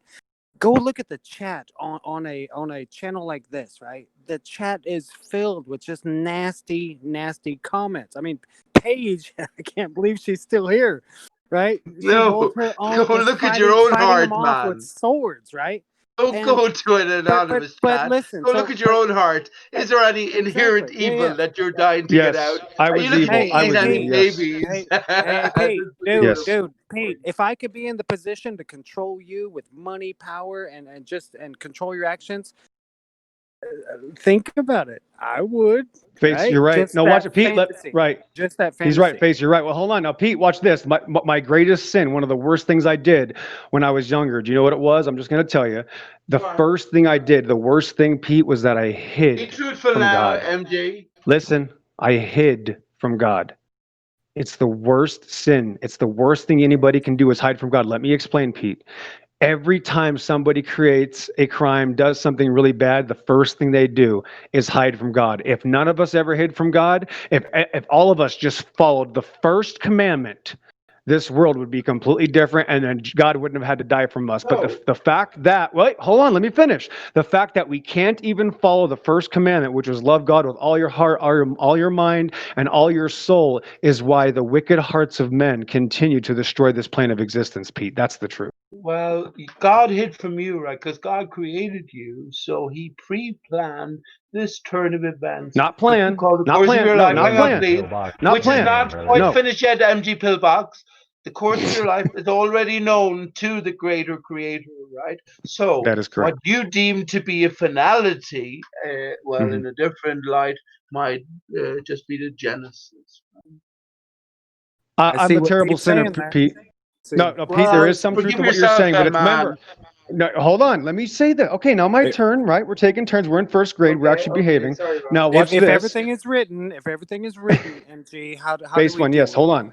It's my point is, hold on. We cannot understand how God does things. We actually can't even search for His understanding. Remember this: our job isn't to find out how God does anything. Our job is to find out what God wants us to do. Let me just read this to you real quick. Love not the world, neither the things in the world. For if any man love the world, the love of the Father is not in him. For all that is in the world, the lust of the flesh and lust of the eyes and the pride of this life is not of the Father, but is of this world. And the world passeth away, and the lust thereof. But he that do the will of God abideth forever.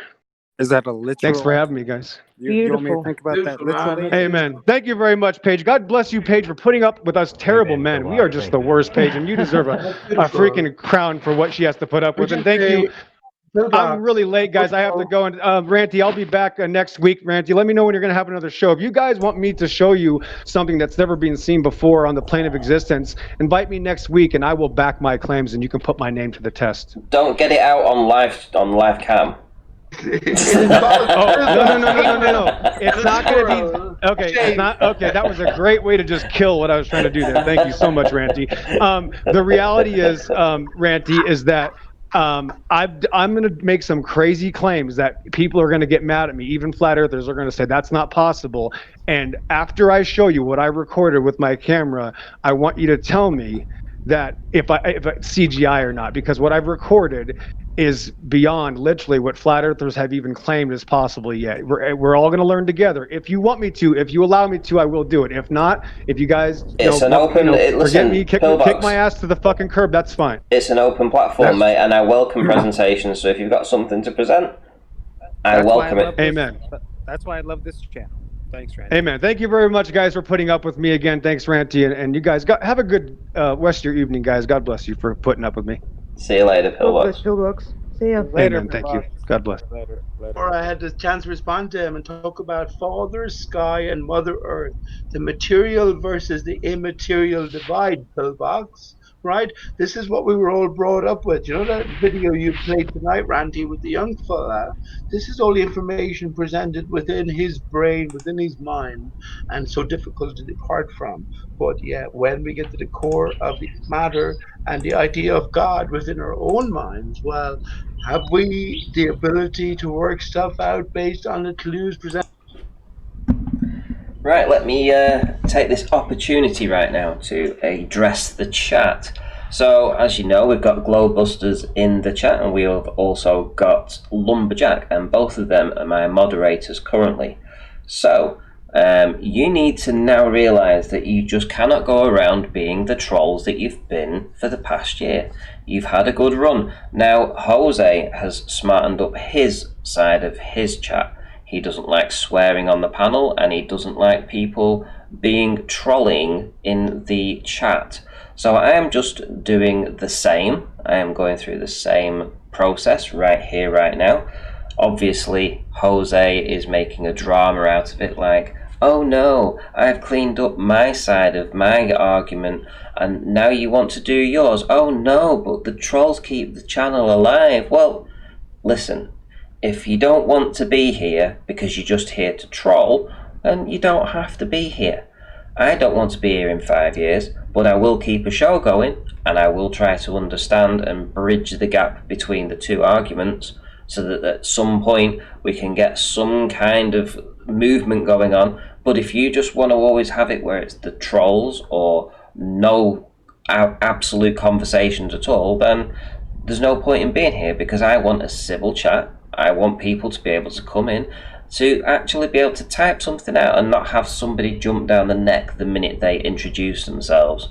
So this is what I'm going to do. I'm going to allow Bob to do what he's currently doing, and with Lumberjack, and I may well chip in as well at some point. But if you're going to deliberately provoke people like Bob with this 15-degree bullshit that he has already addressed, it's old news. It was something that has been rectified since and disproven.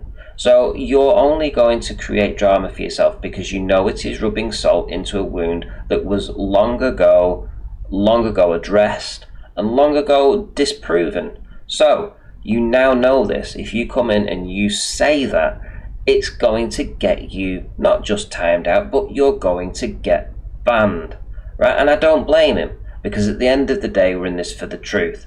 But if you're going to bring up old bullshit that has already been, as I say, addressed by Bob personally, then I don't see a problem in him banning you.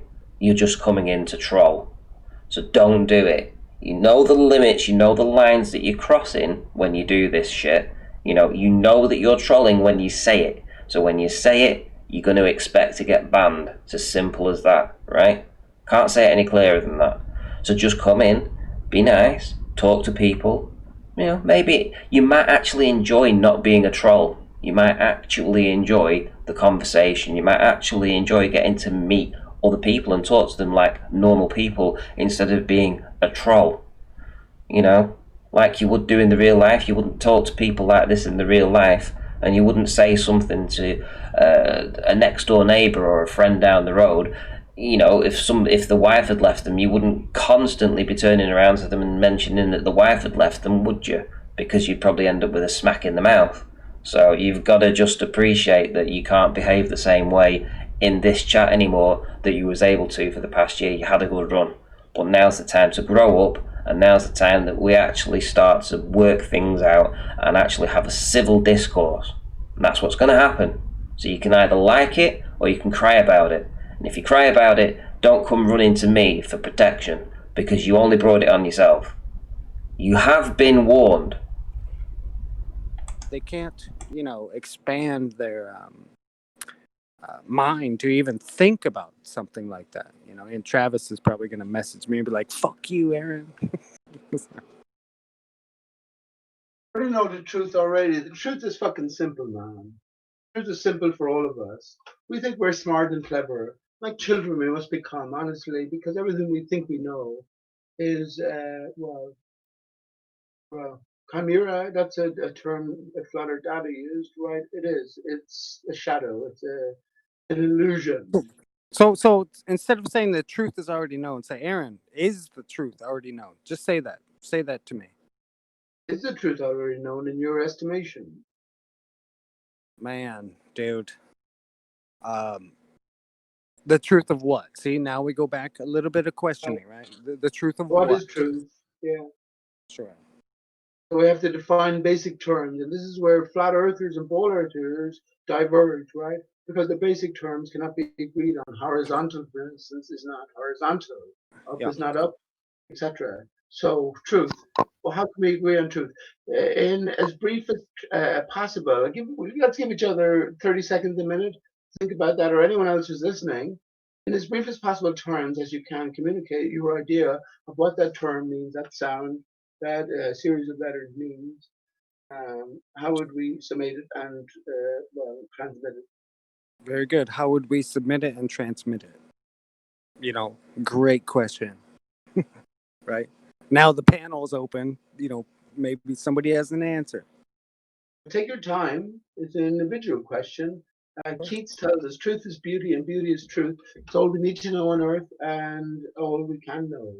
And I think Pillbox asked Ranty a good question.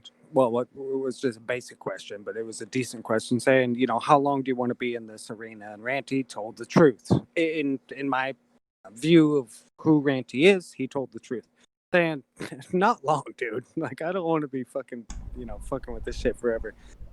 And but Where do you want to be? the question was though, how long do we want to argue the truth, right? Pete, how long are you going to argue it? My ultimate search is 10 years this year, October even, 2010. In York, would you believe, in York, it's a fascinating story. I've told all this on my own channel, where I can speak sometimes for 7 or 8 hours on end. But in York, in England, where I sort of ended up, and this is I drove away and just trying to make a life somewhere else, and I just ended up in York after stopping a few places in England. Someone just based on my general demeanor and general talk assumed I was a 9/11 flat Earth conspiracy theorist. And I was like, what? Because I was totally engrossed within the official story. I've seen all of the mainstream media programs, etc. But that was the beginning of my evolution, I guess. I soon realized within about 3 months after coming back to Ireland from York that 9/11 was a media and a victim symbolic hoax, right? So there was a greater sort of layer to our reality within the reality, right? So we're after disposing of the official story, and that's based on a lot of other sort of input. The moon landing conspiracy, also coming later to realize that we were given this ability at our fingertips to research any and all of these conspiratorial topics. So ultimately, if I was to summate everything where I'm at right now, would be that it's all a script, right? And we Well, Pete, all let me sort stop of you real quick. shared We're the not same sort just of able reality, the same goal.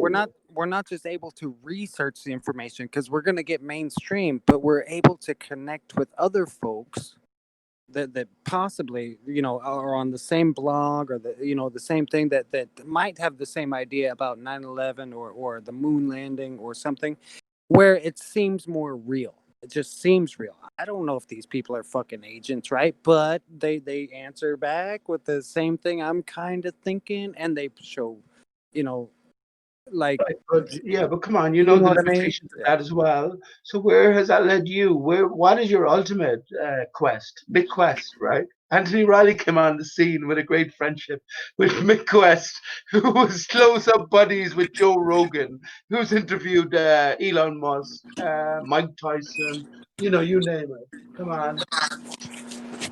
No, my only quest is to find a community on this weird thing, this fictional thing called the interwebs and the internet's. Pete, I can talk to you from fucking Ireland. I'm in Texas. You gotta That's be kidding me. amazing. This is amazing, right? I don't know who you are. I've never met you or nothing, but I think we have a good grasp on who the I am in a sense, the right? quest is the quest for me is I learned so much when all you people come on there, the whole panel, even everybody on YouTube, even the ballers, right? When we all start talking, when people start talking, man, it's great, dude. You just I just Well, think it's awesome. yeah, it's Now, the advent of the internet. I mean, if you go, if you've got a circle of friends, right, and before the internet and stuff, you only really knew what your friends did or what you watched on the telly. We didn't have the internet back then. It was a case of, you learnt what you learnt at school, you learnt what you learnt from your friends and what they're like. I mean, close friends that you had to meet. You had to be in their company to understand, to hear their stories. So the internet has been it's been an awakening, I think, for a lot of people to be able to Cast your mind.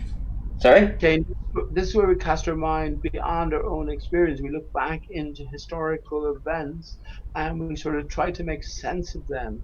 And the ultimate division here is again with the heliocentrism, with the materialism versus the immaterial, which is the greater core, greater center to us, which MG Pillbox admits. I guess we are sinners. We have to redeem ourselves in the eyes of God. But yeah, this is the ultimate sort of division point.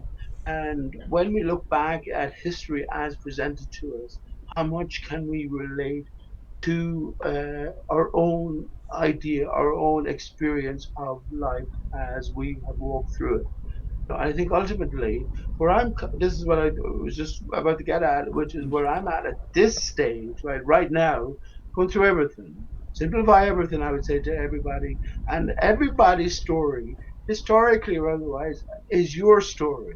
Everything is scripted because you are the greater one player in all of this. And what applies to one applies to Exactly. all. And we were given the ability to be able to figure out who is the real God amongst all the possible. So Pete, would you say, or Ranty, would you say when I say this, I'm standing here on my property and I've got shit to do, but I'm stuck on this damn channel and I love it. You say you have a shit to do. but you, Pete, you are a fiction of my reality, right? Like, I'm the creator of everything I see. I've got two eyeballs, they open up, and it's kind of, and I construct this world in my mind, right? That God gave me, a God, not MG's God, but just my God, my creator gave it to me, and it's so that story, whatever they call it, the willpower, where, like, if you wish for something, you can get something, whatever that is. It's kind of true. If you put your mind to it in your own reality, if I live in my own reality, I get it and I love it, right?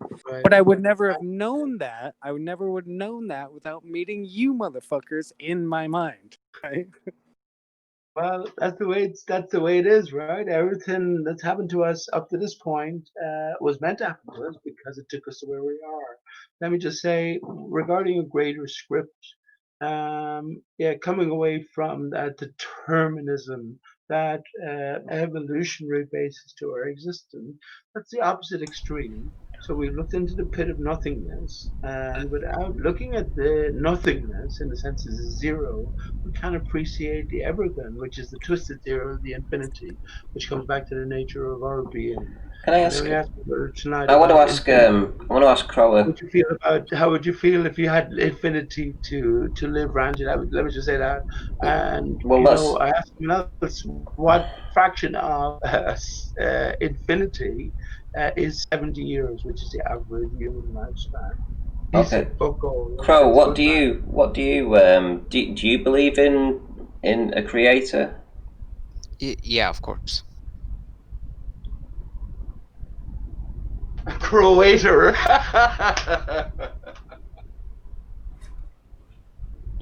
Come on, that's funny.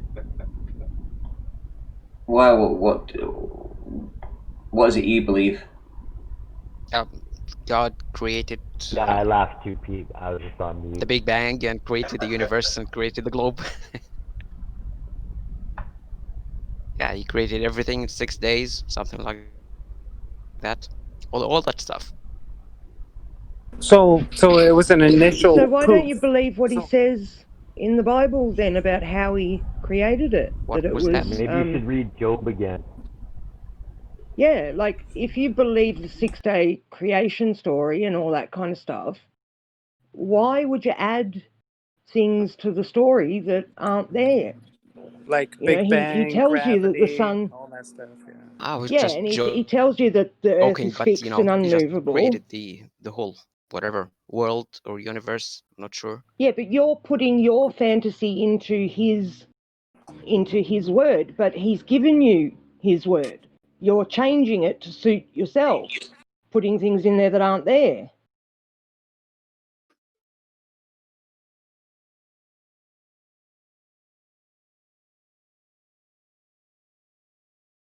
No pages, silence the crow. Yeah. Well, let me shout out Darwin for the $2 super chat, who says, "Ended my subscription to this channel. Thanks, Bob." Sorry to see you go there, Darwin.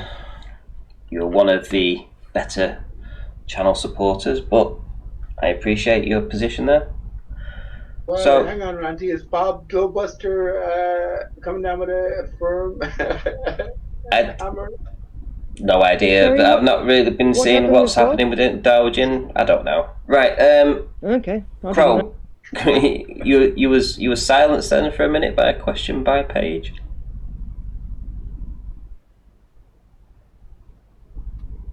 Maybe he's gone. Maybe he's gone he's somewhere. obviously very uncomfortable with verbalizing how he does add things into the scriptures. He wants us to think, he wants us to believe him when he says that he believes in the Creator, he believes in the creation story as it's laid out in the Bible, yet he's adding, a Big Bang and all this kind of stuff that is not in the Bible. It's very specific what it says happened at creation. So, how he can have this much cognitive dissonance and is just beyond me. He's holding so many multiple positions, with the ball and with the creation and with all these other things. I think he's just a very confused man, in my opinion. We have our own perception and our own sort of reckoning to compare Crow's or interpretation of Crow's philosophy and things in mind. You know what I mean, Paige? I mean, where are we coming from? I think, in one sense, it's the most confusing of times because as flat earthers, we know what isn't. So, well, ultimately, we have all this time on our hands, which is our time, right? And it doesn't cost anything to think. No matter what they didn't take away from you, they can't take away your thought. I guess ultimately this is the point, right? The farther side, the ultimate, the thought, which drives the body, which is temporal. The body will fade, and the materialists, the globe earthers, will tell us you've got 70 short years here, Paige. Spout out a few young children, make what you will of it. Come to realize what you will, but ultimately it came from nowhere, it's going from nowhere. Well, isn't that what they said? Yeah, see, this is what... 60 years and 10, isn't it, that they tell you? That's what they should say. But to be honest, I mean, the opposite is true. I would actually I'd be happy to go at 70. I wouldn't really want to be here till, in my 80s or something like that. To degenerate worse. Yeah. I wouldn't want to. I've always felt that way. I've never. Well, where are you going to? You'd be happy to go where, though? Huh? You'd be happy to go where? What do you mean go where? I just don't want to. When I reach 70, I feel like I've put a good shift in. It's like I don't. Hang on. Time to punch the card. Yeah, well, listen, the big bangers will tell you that. Well, fair enough, Ranty. You check out there. There's nothing to you after that. No accountability, no nothing, and that's the end of the story. Whereas coming back to flat Earth, right? This is what I'm saying about. What you think is what happens? What if all these people who think that this existence is all there is, that creates that reality for them? Paige, I couldn't imagine living to 85 without meeting folks like you. Just living through life, just like Ranty said. You put in your work, go get up, go to bed, get up, go to bed, get up, go to bed. Kids go to school, pay this, pay that, pay this, pay that. Yeah, right? very meeting shallow this life. community. Yeah, dude. When I'm 85 and I'm on my DB, my deathbed, I'm just gonna be happy, right? Fucking A. But 85. Who wants to live? Who wants to live to the 85? 900. Pete, what age do you want to live to? Well, this is my point here, right? Coming to flat Earth, I have gained eternity. I live forever. I asked someone up the road, what is the percentage of 70 years for 10 as compared to eternity? And he said, fuck all, because it isn't, right? So I live forever, Ranty. Wherever I've come from, I had an existence beforehand, outside of time, and that's where we're going back to. That's why it doesn't bother me what these people say. Like the guys mentioned before, they can't believe that I hang around with all the shit that I get. I don't look at the chat. I don't read the comments. They don't, they don't affect you. Here in this little, it has no impact on my life or my thoughts or my actions. And the fruit, I will judge people by their fruit.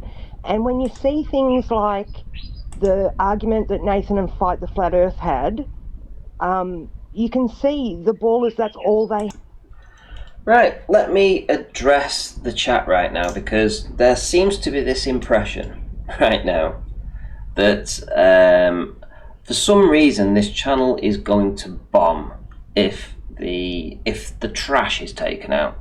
Well, let me tell you something, right? We have channels like Fight the Flat Earth. Now, I went on Fight the Flat Earth channel and I debated him for an hour on his 40-hour stream for 40,000 subscribers. The following day, whilst it was still going, I was in there with YouTube and we were talking. And we got timed out for talking in their chat, right? And that's a regular thing that happens in any of the Globe channels. You can't go into a Globe channel and announce yourself in their chat. If you do, the first thing you are subjected to is half a dozen, if not more, comments immediately directed at you. Half of them are giving you shit. Half of them are giving you shit with sugar on top, right? And that's on every Globe Earth channel. Every single one of them, right? And yet you're here complaining because I don't want that same level of bullshit to happen here, right? Because I don't want that to happen here. I want this to be a place where people can come in, exchange ideas, open to everybody to come in, have a civil chat. We've had Crow here on the panel all evening. We've had plenty of back and forth. There's been nobody giving him shit. Because if we was in Jose's or somebody else's, that's what we would be doing. Suffered to ridicule and abuse. And just because you've got away with it for so long, you now think that it's acceptable that everybody should behave the same. And because I've been very lax over here and allowed it to go on for so long, you now think that by half a dozen people screaming and shouting at me that, oh, the channel's going to bomb, that it's going to bomb. It's not going to happen. Excellent content on this place. Excellent panelists. Excellent people that come on to discuss ideas. This will only get better. And you could be better too. You could actually improve yourself spiritually by coming in and behaving yourself and being nice and not being a troll. You should try it. Perhaps coming in and just being a normal human being, like you would talk to your neighbour across the road or the person in the shop when you go in to ask for some groceries. The please and the thank you, just like you would do when you go to work and you say the please and the thank yous at work, but yet you come here after your days at work or what have you, and the first thing you're doing is turning on the internet to be an abusive little troll. And you know that happens, but it's not happening anymore, not here. So you can still participate. You just can't troll. It's dead easy.